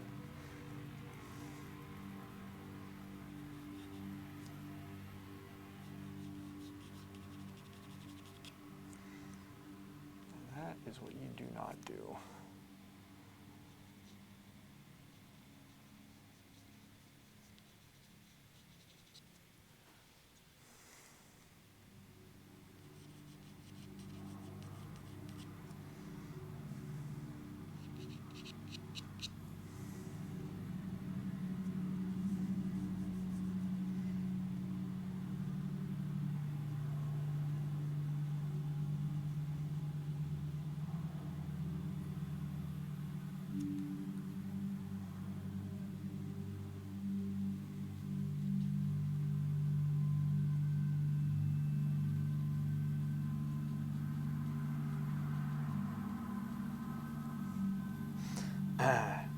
Act 4 is in hell. Of course it is. I forgot. I remember it now. Yeah, I mean, look, they're all good games. Overall, they're all very good games. People like to, including myself, like to harp on Blizzard, but they have a lot of good games. They just do stupid shit that make people not like them, and that's what's frustrating. Started with Diablo 2. Basically, what I don't like is the direction of Diablo is that all classes seems to have become magic spellcasters. Hey, that's a good point. You had the warrior before, and then you had, I think there was the archer. She was an archer. What was she called? And just Diablo 2, they're turning into an Amazon, but the archer, and then you had the sorcerer or wizard. It was the rogue. You're right, the rogue. And it was fun. It was very simple. It was only 3 classes, and it was a lot of fun. Do you know the exploit in it? How to get like a lot of gear? Did you ever know that?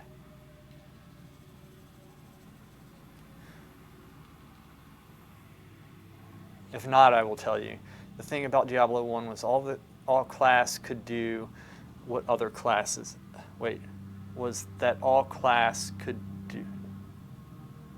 Yeah, the duping one. Yeah, that was it.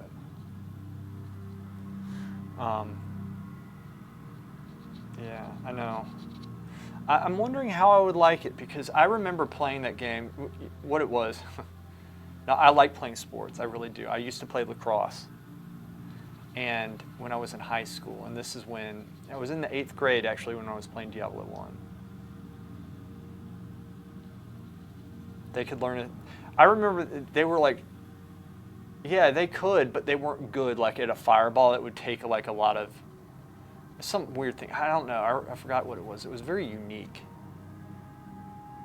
Ah, okay. Gotcha. Well, the days that it would rain our practice out, I would, after I got my homework done, I was able to, play Diablo, and it was very peaceful when it was raining outside, just playing Diablo, playing that game, and because it was a different type of game, it was fun. So I really enjoyed doing that back in the day.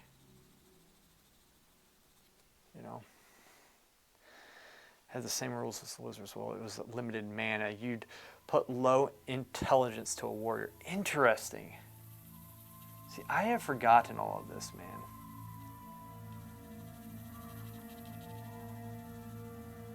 I've forgotten a lot of this stuff. It's fun, though, isn't it? I would love to play it again. I would love to play it.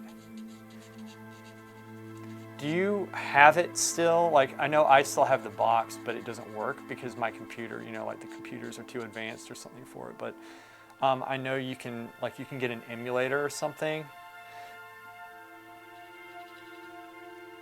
Part of me doesn't want to pay for the game again, even though it's like $10, because I already have like 2 or 3 copies of it.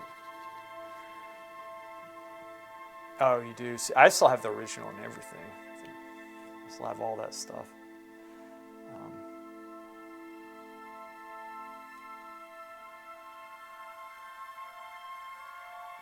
One second. Let's do this. This is the only music I never get in trouble with. Everything else I get in trouble, even classical music. I wouldn't think classical music I get in trouble. Here we go. Talking about Diablo. I don't think I have seen a video of it. It's in the launcher, though. It's Diablo 2 Resurrected. I just haven't bought it. I really hope they do Diablo 1 Resurrected. Maybe, you know what? BlizzCon is coming up. Maybe they have an announcement for it or something. That would be pretty cool. I would be all in, man. Look, I'm a Blizzard fan. I like that stuff. I just, sometimes it seems like they... You know what I don't like? I don't like the virtue signaling either, sometimes that they do. Sometimes they do that stuff, and I want to escape that world through games. I don't want to have to be lectured. That has Warcraft 1 on it. Do you really? Nice, man. Oh, that's the way to do it. Just get an old computer. That's the way to do it. Played it earlier this year, but hell, it is slow. Yeah. Right?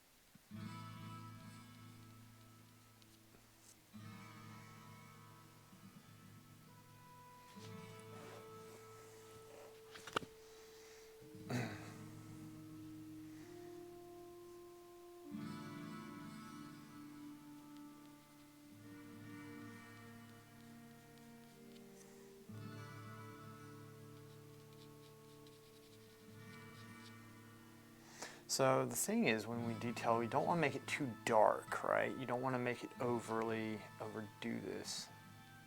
Make this too dark, this too light. That's when it becomes, that's called being over-modeled, right? It's overdone, it's over-baked. You don't want to do that. You want to have everything, talking about in the charcoal drawing, you want everything keyed up properly. Your values, your lights and darks keyed up properly.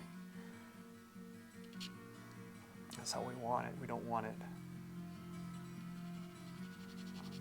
all broken up and such.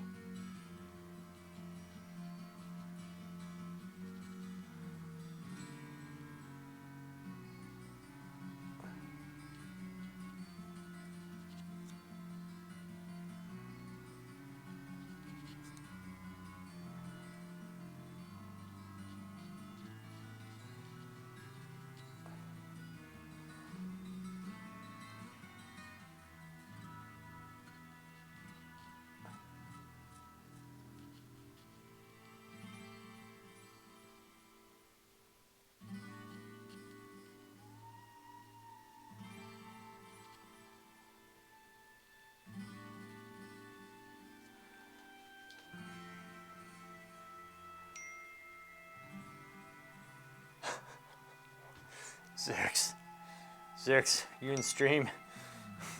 What'd you do?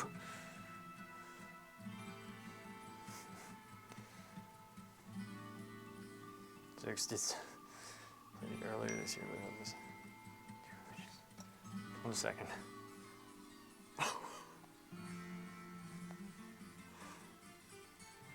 Nice, man.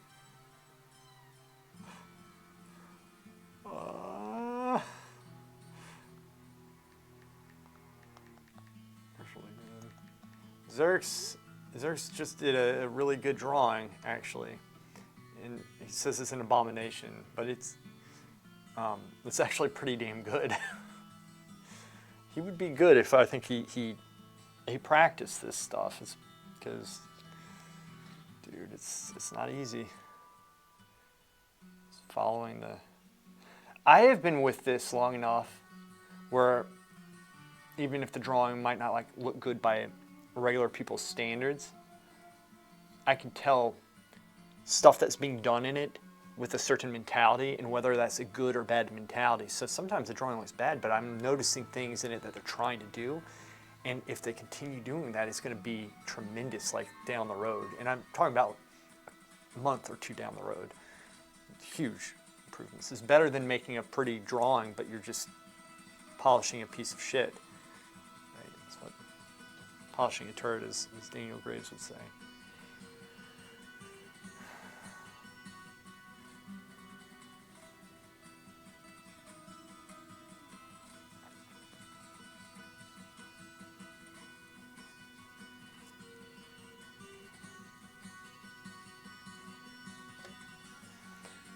All right. How do you think should I experiment with my latest drawing with glazing? Is it in Discord? My wife is like, leave them like that. It's in Discord. Let me check really quick. I'll check really quick now. Show me your work. Okay, Yukimo-san. That one. Okay. All right, so your question was, how do you think I should experiment with my latest drawing with glazing? Are you meaning to work? It depends on the direction you want to go, Lokimo. What's your goal? You need to have an idea of where you're going with this. You know, if you're trying to be doing this type of stuff, then I'll give you a direction. The raw umber monochromes. I'm looking at the green drawing right now. Was that not the one? Ooh, Harry posted good. Ilakimo, got my wife to pose. Okay, that one. Okay. So, what's your goal with it? What do you want to learn? What's your goal? And I'll help you from there. Because you need to figure out your direction. I can help you with that too. But if you have one figured out, bring lifelike color. So you want to essentially glaze color on top of it. Is that correct?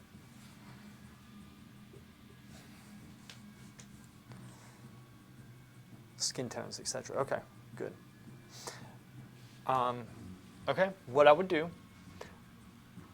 what's the most important thing I always say in a drawing? And I know I hate being asked questions. It's almost condescending, but I figure if you can try to think, you'll remember it better. And then I'll answer your question, but I want to drill this in first. What's the most important thing that you do in a drawing, in any painting? What is it? What do I always say? The value is very important. But that's not it. It goes with it. What is it, though? Think. I know it's a smart-ass maneuver I'm doing. I'm not meaning to be edges. It's the drawing, getting the shapes right. Get the shapes correct. Get the drawing correct. Okay. You know that. Having said that, at this point, what I would do if you're going to work into it, I would put black and white, a little swatch of it about that big, upper left hand, all right? The upper left hand corner of the work. That's your value range.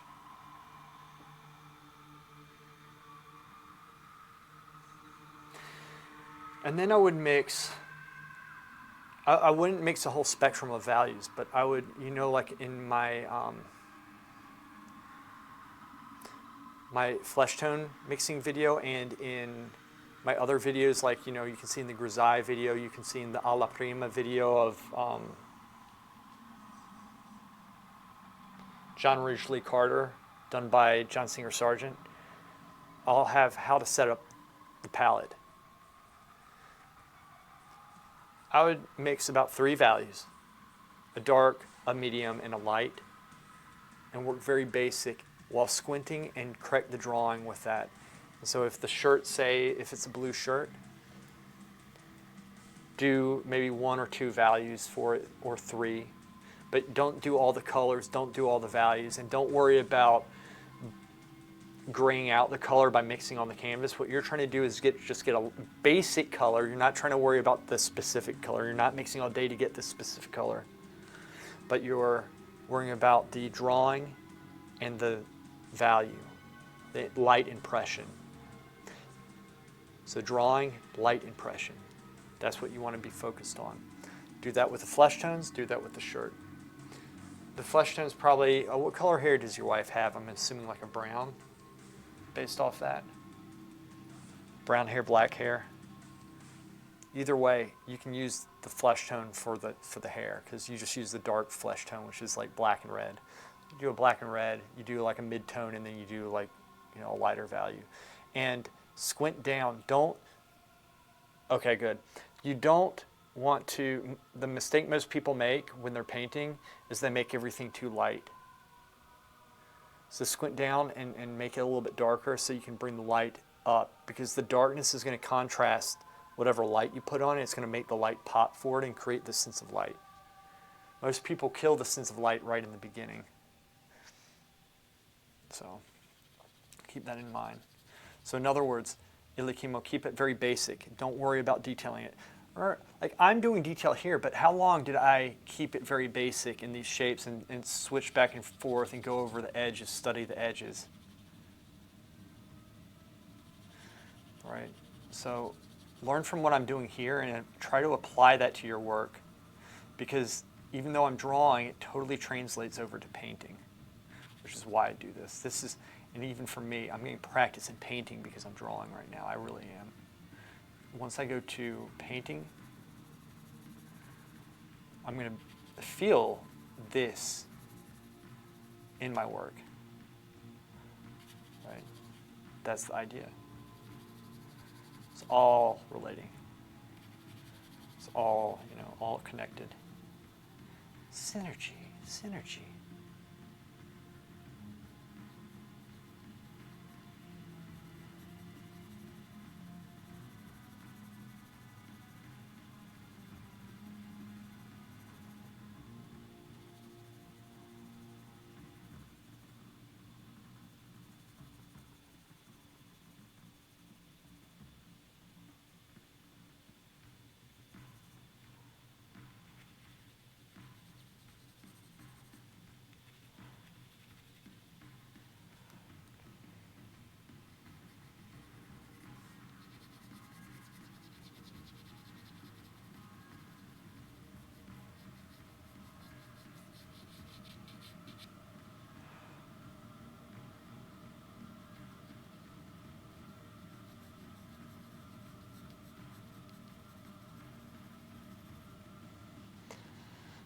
So what I've gathered from Glazing 101 is use transparent pigments, dilute them quite much, apply thinly, rinse and repeat. Yeah, I mean, that's essential. You want to glaze it on? Okay, yeah, then, yeah, glazing it, you paint them extremely thin, and then you have to wait for it to dry, right?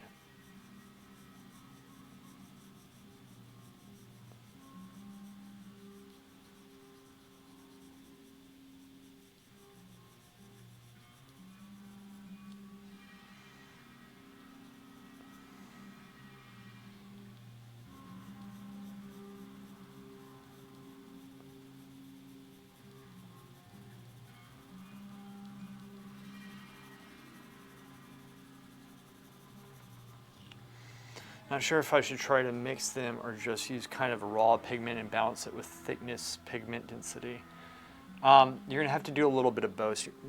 You're going to have to mix the paint and then just glaze it on and adjust it properly.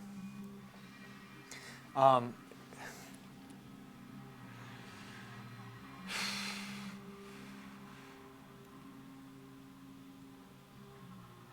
thing you could do, if you want to get creative, is put like white,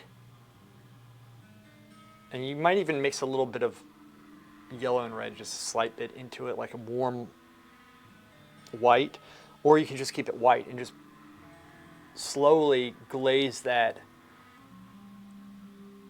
onto the, like, the probably around the cheek, where it's almost going to the zygomat right here, this area, and then the side of the face, maybe a little bit top here, and then you let that dry, and then you can glaze over it. It'll create a warm effect.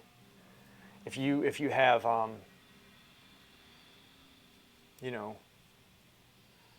normally when you paint, I think normally when you have a light surface and then you paint a dark over it, it's going to make a warm glow. So when you're going from light to dark, that's a glaze. You might correct me on this. When you're going from dark to light and you're just drawing light over it, it creates a cooler effect, and that's a scumble, I think. And I want to double check that, but I don't know where my Academy book is. I have it here somewhere. There's a difference. It's the same thing. You're scumbling and you're glazing. You're not just a glaze. A lot of people think is just a thin layer. It is, but glazing is bringing the value up. No, bring it down, whereas scumble is bringing it up. You don't need to know those technical terms. Just understand the effects that it'll have. It's all bullshit. So, doesn't matter. Just learn the effect, learn the technique.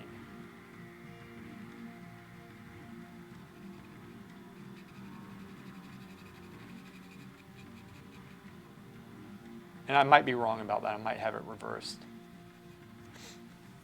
Laura, there we go. I was thinking about you this morning. How's life? Great. It's just freaking wonderful. How's your life doing? Doing all right? Hey, how's your studio? Do you have that done yet?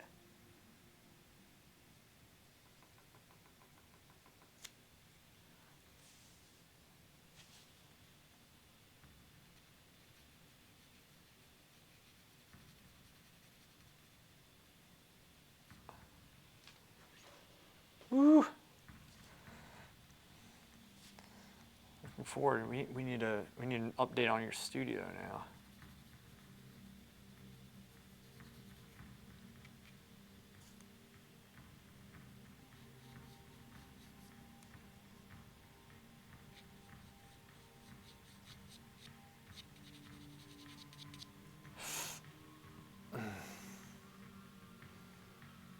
Ooh, Romania. Cool. How long are you there for? Visiting mom for 3 weeks. Gotcha. Okay. Cool. Really cool. Good stuff.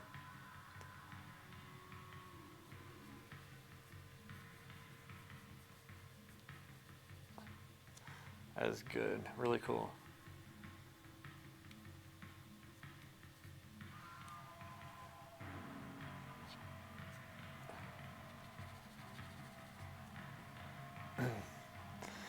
By the way, on that painting where my wife is posing holding the phone, it shows the greatness about live posing. You never paint or imagine someone holding the phone that way. It makes a huge difference, man. Make sure her hands aren't too big, by the way.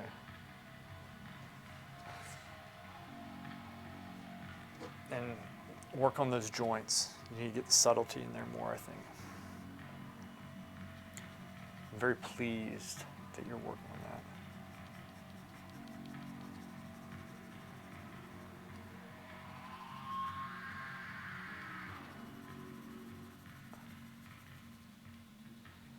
that. Taking a break from YouTube too. Have been in art limbo this summer, it seems, but it's all good.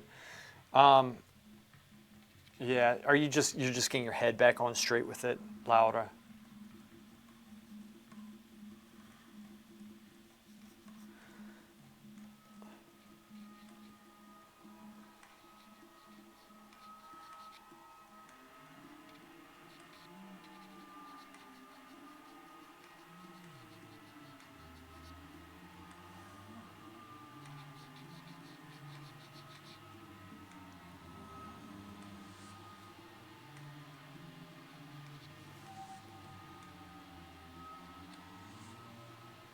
I wanted to spend some time with my daughter, which is nice.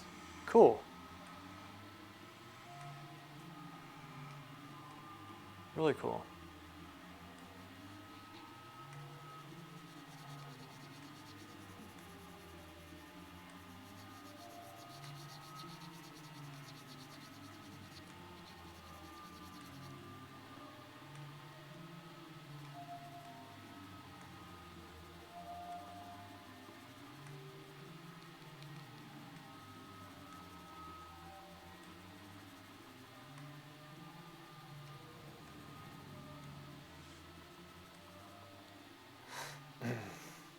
Yeah, just get your head straight. I hear you.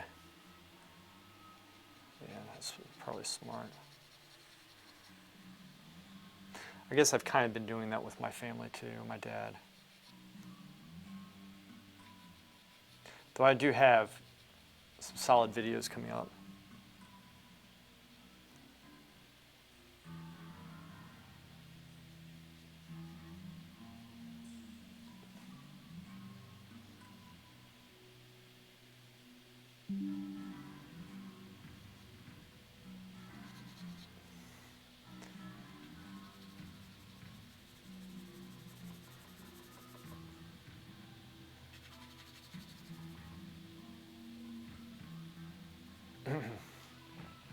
Your commission's coming along.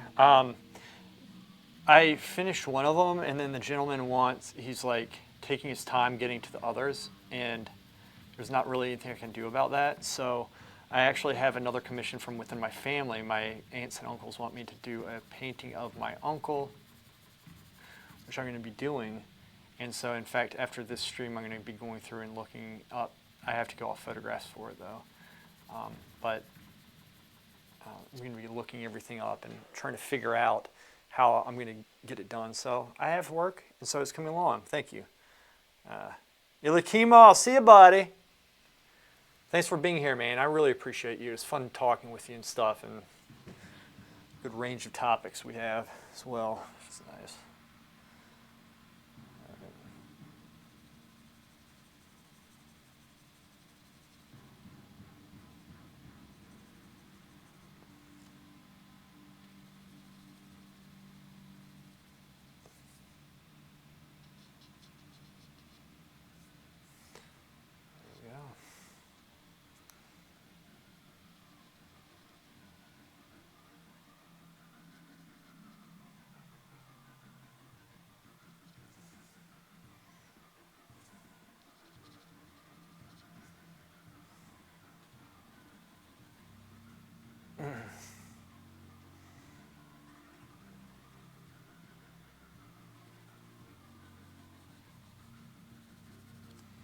Step back, see what this is looking.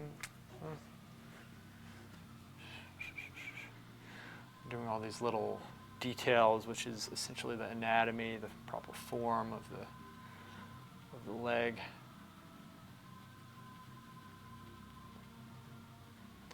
It's like light shape. It goes into the dark here, but it kind of comes up this way. It kind of wraps up underneath the leg.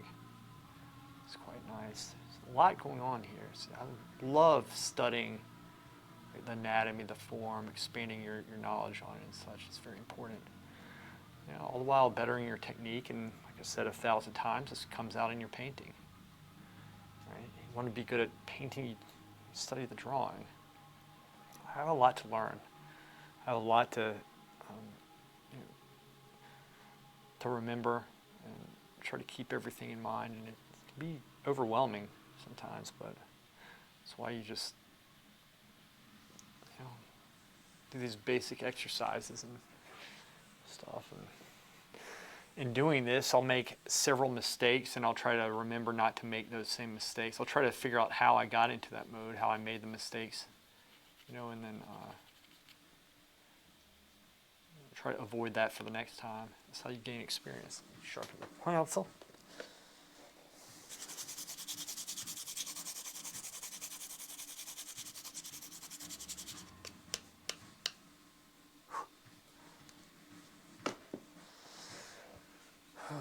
It is 4:40. Making some good progress here. Good progress.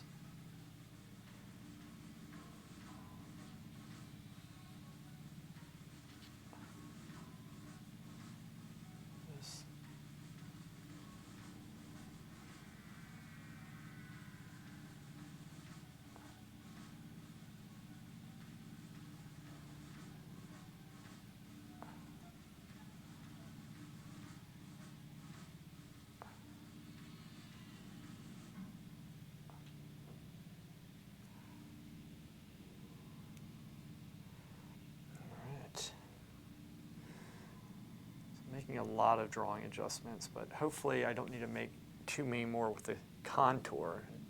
The whole time I'm trying to see the whole thing at once, always look at the whole thing, and if I need to change something, take the time to change it. It's not easy.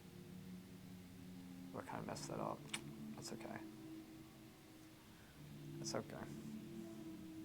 Gotta learn how to fix what we just messed up in trying to fix something. So the more control you get, the more mistakes you make, the more you have opportunities to learn how to gain that control back, right?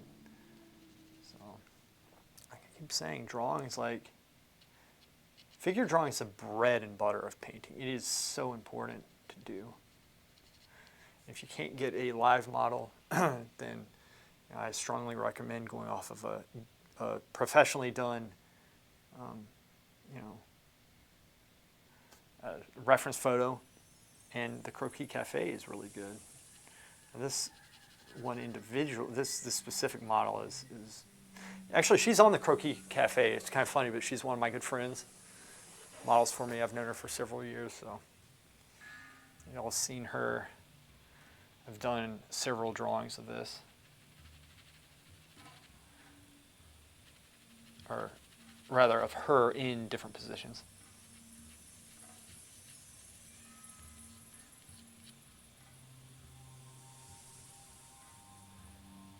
This is kind of crazy. There's a lot going on here.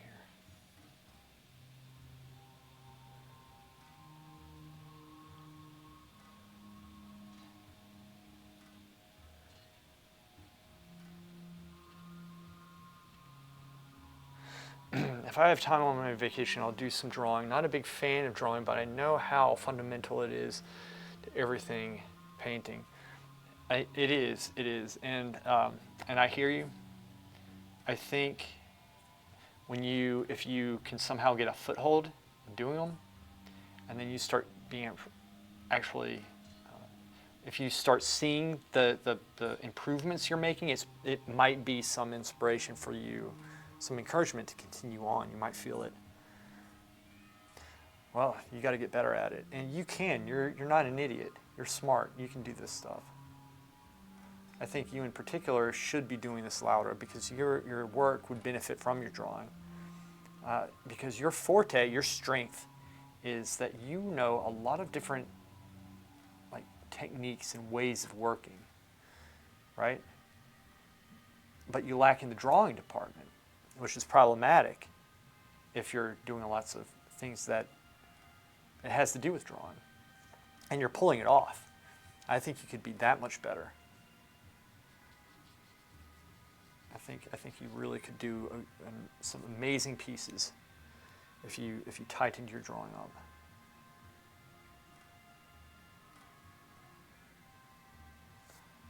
This stuff, I'm constantly trying to fix this. I mean,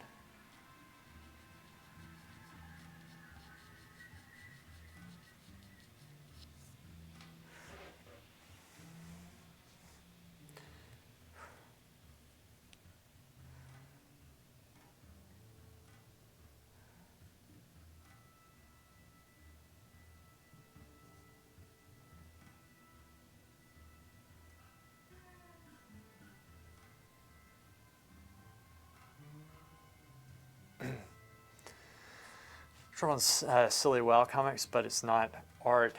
I'd like to see those actually. That'd be pretty cool. You know, I mean, I'm not gonna like sit here and give like an academic critique on people who are just doing hobby drawings and stuff. Not, you know, there's a lot of work that I like that's not academic.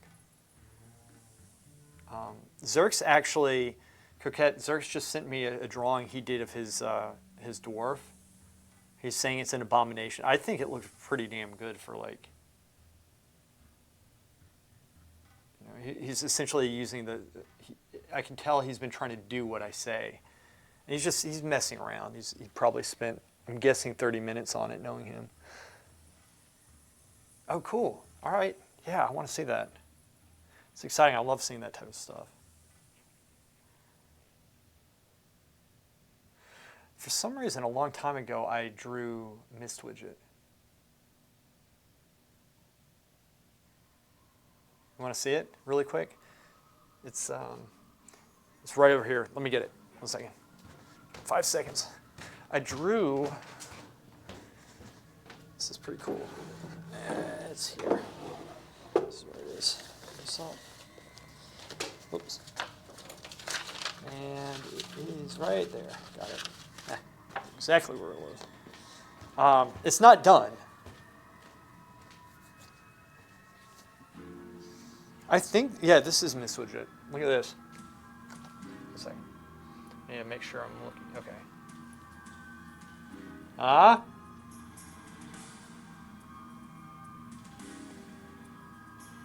don't know why I did this. It was a long time ago. I was messing around. I don't remember what I was doing. I've just been bored. Yeah. I don't know. It's fun.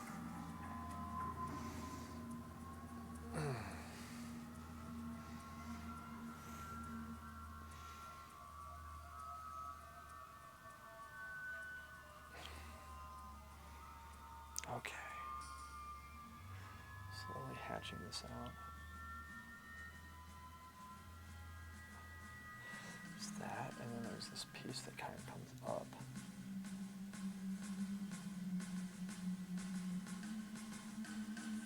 What does this?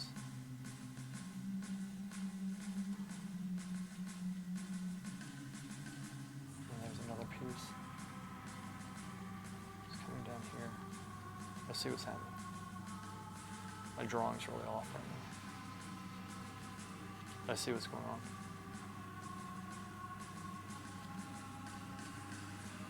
Drawing is off in here.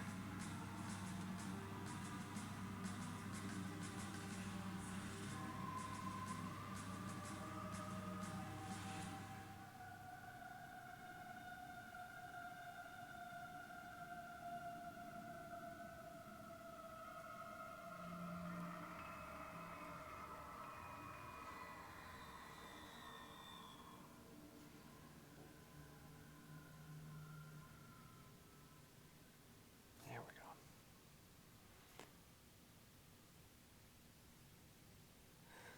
I got a lot. This is kind of over modeled in here in some areas, but I have a plan.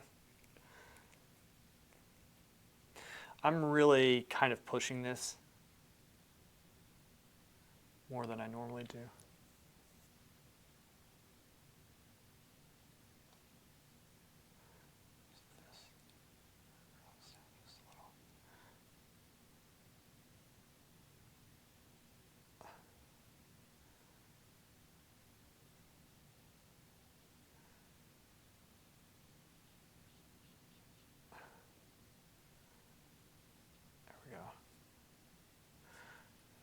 Up, and then I'm going to unify that value. Is this the end? Yes. Let me switch. Let's go here. There we go. Ooh.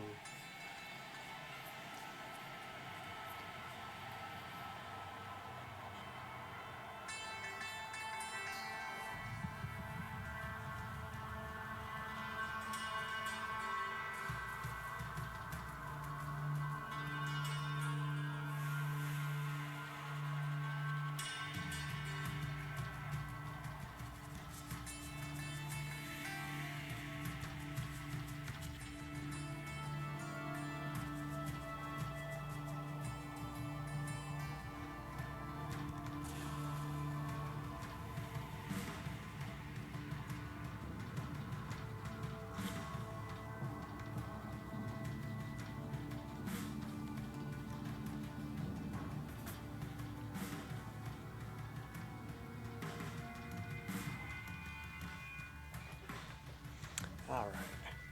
All these little value shifts and all the drawing in here, it's, again, looking at the whole thing for this so I don't make something too light or too dark and then have to go and erase it. I find it harder to erase down to the right value in pencil than I do in charcoal. Charcoal seems a little bit more forgiving.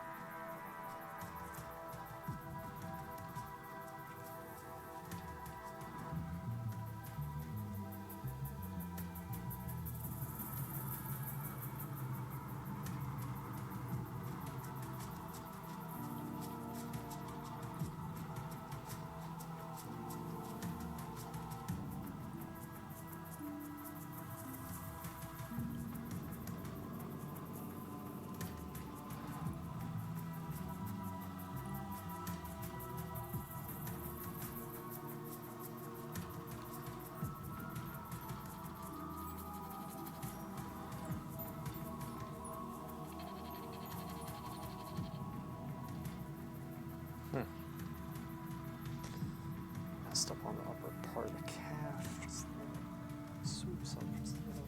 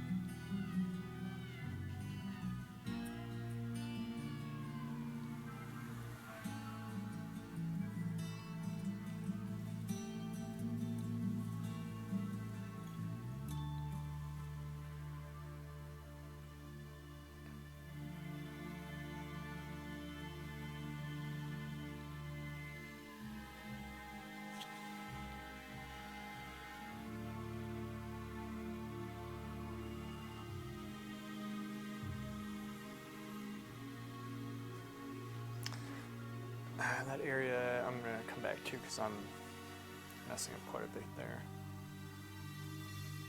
Been overworking it a little bit too.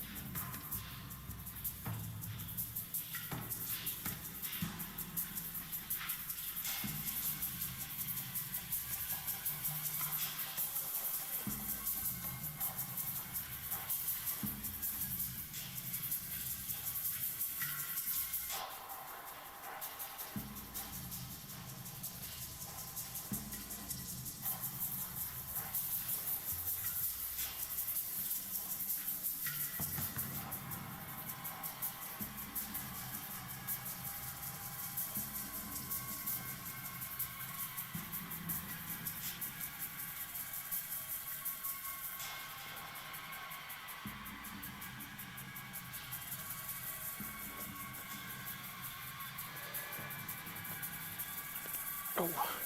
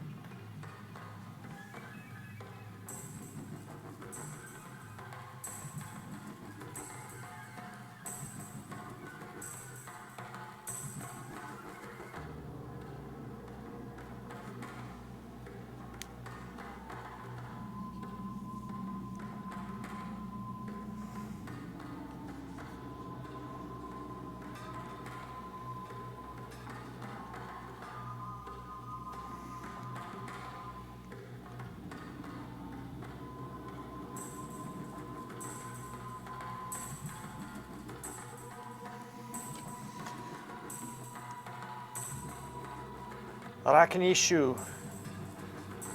I don't remember that. This is Diablo 2. And like I was saying before, I have not, well, it's been a long time since I played Diablo 2.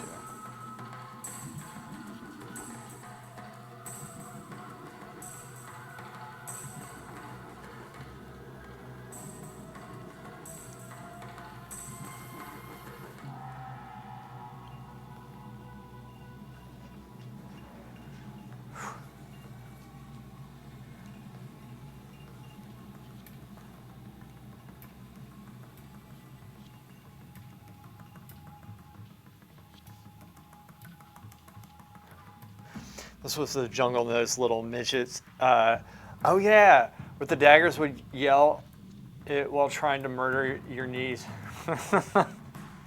Oh yeah, is that what I was saying? I'm vaguely remembering. I remember the visual.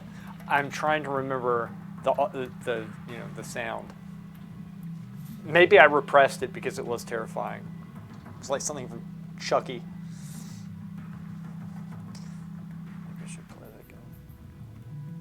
Ilakimo was saying that the Resurrected was good. I played. Oh, Coquette, we were talking about Overwatch before, and so like, yeah, I miss playing that. I want to bring back one. I don't like to. I feel like everything, even it was a lot of things, even like how the matches at the very end, the cards came up, and then there was a little bit of time to talk trash to people, and those were the funniest conversations. It's like they cut that out. They cut out all the fun in it, and they went backwards.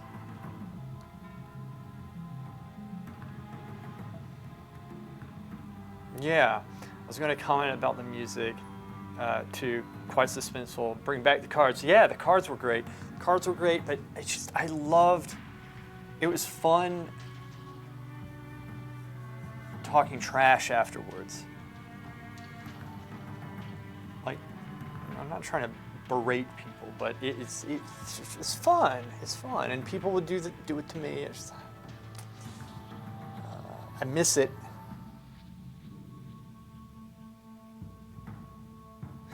One of the things that gets to me is that the whole time they said, when asked about what the difference was, why can't, if you guys just develop your game like you said you were going to do with Overwatch 1, like why can't you do that? Why do we need a second game? They said, well, it has PvE.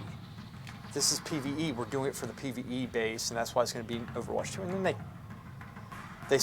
they released it knowing that it had been canceled. They were lying to us. It pisses me off. I don't want to play that stuff. I don't like being lied to like that. Really? Nice. Really nicely done. Yeah, I like that. That's good. This piece needs to come up a little bit. Let's do this. Bring that up. Just a little bit too big.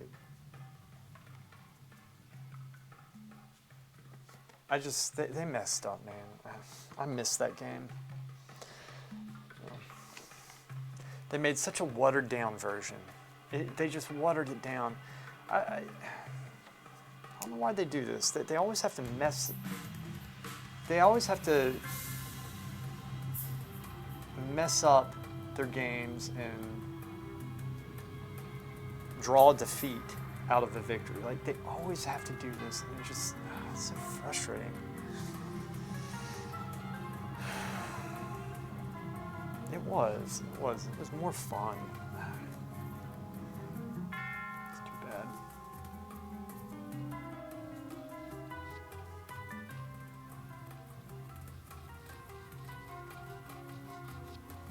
I like the quick-paced nature of Overwatch 2, and the graphical changes, I run mine. They're okay. But the game's not fun, man. Her old version back. You know what version I want back of her if they're going to bring the old version back? I want the version that had her, like, that, you know, that orb that she shot out. I want it to pull people from further away because they really nerfed that. That's one thing that I wish. I like how she plays better now. She's more fun for me, but I hear you. And you know, my main issue is the 6v6. I really think they messed up when they took that out. And it's frustrating. Such a shame. And I don't know how much of this is, you know, a lot of people blame Bobby Kotick for stuff, and I'm sure he has a lot to do, but I mean, with it, but a lot of this stuff is design issues. And I feel like the designers themselves they just mess up so much, and it's weird because they make such great games. Blizzard does. They're very good games, but then they do stupid stuff that always just ruins it. She needs to say, cease your resistance again. Yeah, she doesn't say that. Yeah, I guess she doesn't say that. You should be able to choose your ult. I don't like the new one. Well, the other thing I really enjoyed too was how the skins were set up. And now it's like, I just don't feel like I'm ever gonna wanna really get a skin again, because either you have to play, like you have to get a battle pass, or it's going to take your entire life to get one skin. And that too is kind of insulting, because it'd be different if that's how the game started, and it would still be a shitty thing. But they literally took away Overwatch 1 completely and got rid of that and then gave us this. It is such an insult. It feels like all they did, they stuck with Overwatch 2. They didn't cancel Overwatch 2 when they said PvE was canceled. And it's like they're using this as an excuse to just pass that monetization through. And it just feels cheap. And it's so frustrating to me. You know, it sucks, man. It really does.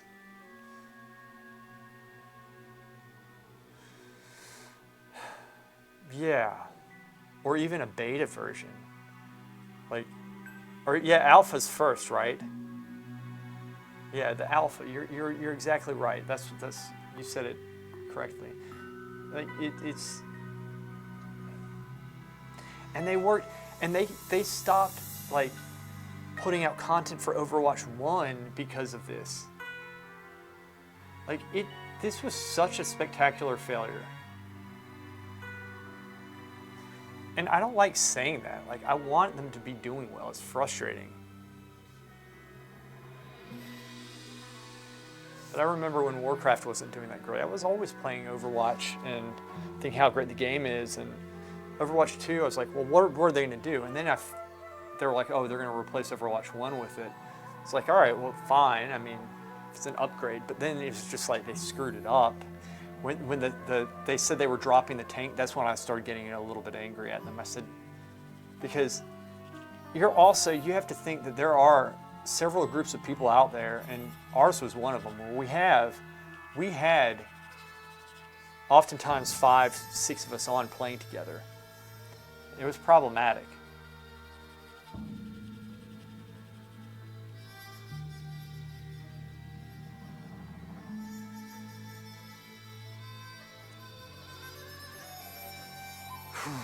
Anyway, whatever.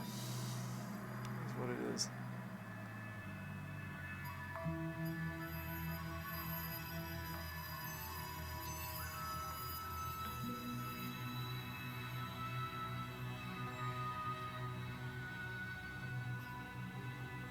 They had a winning recipe right there. They had it, and they had to ruin it. It's unbelievable what they do. And I guess one of the things is, like, Dragonflight's doing good, and I'm glad it is, because if it wasn't, I quit before. I wouldn't be playing. and which I like Blizzard games because they get you out of your own head sometimes, right? It's like I need the break. Everybody has stuff in their lives, and it's good to face. I'm not saying like, but you need an escape. You needed an escape, and it was an escape, and there's something to be said about that. Plus, you get to play with friends like you enjoy playing with, and there's some people that I only played Overwatch 2 with. It's unfortunate that Overwatch with rather. I played 2 for a time until I was essentially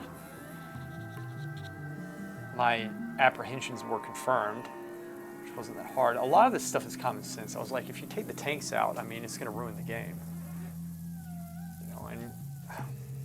But they apparently had to do it to figure it out themselves, and they're designing the game.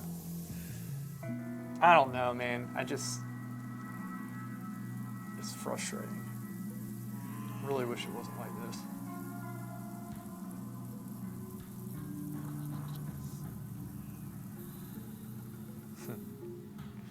With the push maps, oof. Yeah, they messed up. I don't know what else to say. They failed big time. That was a big time failure. It sucks. Don't like it.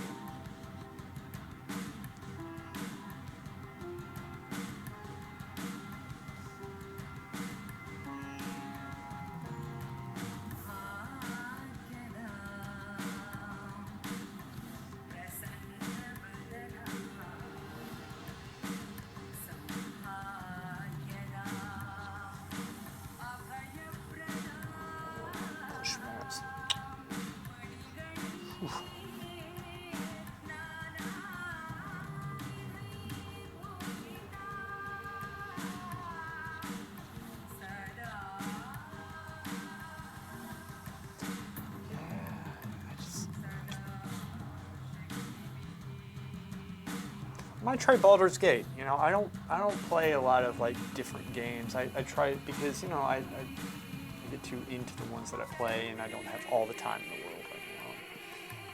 It'd be nice to maybe do something a little different.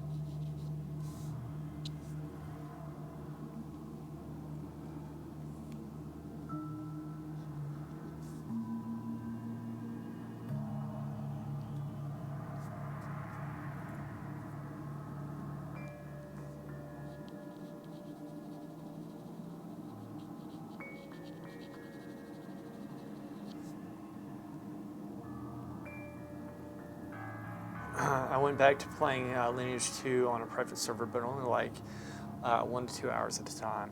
It's nice just having a game where you can just not worry about anything. You just play just for the sake of just playing. And sometimes, Diablo, I've had fun with Diablo 4 for that. Now, I haven't played it enough to get boring. I think the Barbarian is a little bit boring, but they're making some changes I heard from it. I don't know. It seems a little bit basic. Again, for me, it's a disincentive to have to pay for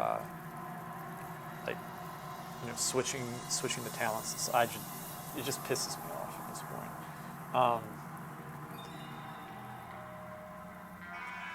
See some things that need to change. Anyway, yeah. I think also it seems like it's so obvious that some of the talents are so much better. It's just poorly designed, like talent-wise. The gameplay is fun, but the talents don't incentivize really a unique style of playing, trying new things, and so it becomes boring fast over time. But I'm enjoying it because I like the look. I think they spend a lot of time. I like the immersion in it. The world's really cool, and I haven't played the hell out of it. I'm kind of been pretty chill about it. I'm not hardcore at all. I'm very casual. I'm not even like 50 yet. I mean, so.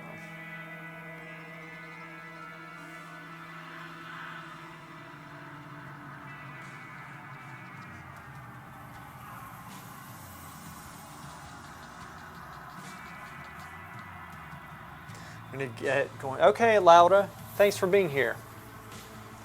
I'm glad you stopped by. It's good hearing from you, and have fun with your daughter, and I hope everything goes well, you know, with your studio and stuff.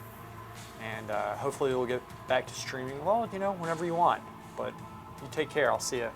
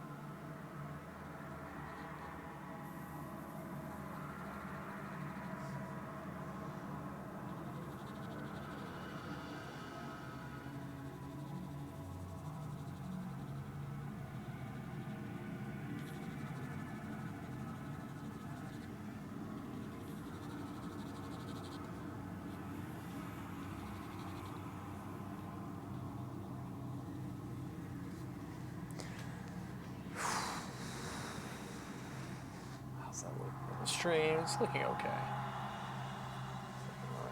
Seems a little bit bright. Do I have a setting on this or something? Let me check something. Filters.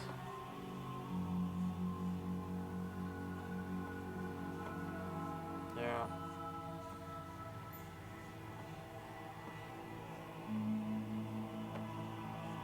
Do that. Let's see. That's a little bit closer to how it looks. Still a little bit darker, but it's all good. That's what we got here. I actually leave that filter off. All right. Anyway, Coquette, I will see you in a little bit. I'm going to get going. I have a couple things I have to do before I get out of here. Guys, thank you so much for being here with the stream. I will be streaming this week, and yeah, you guys are awesome. Coquette, everybody else, I'll see you guys. Y'all take care.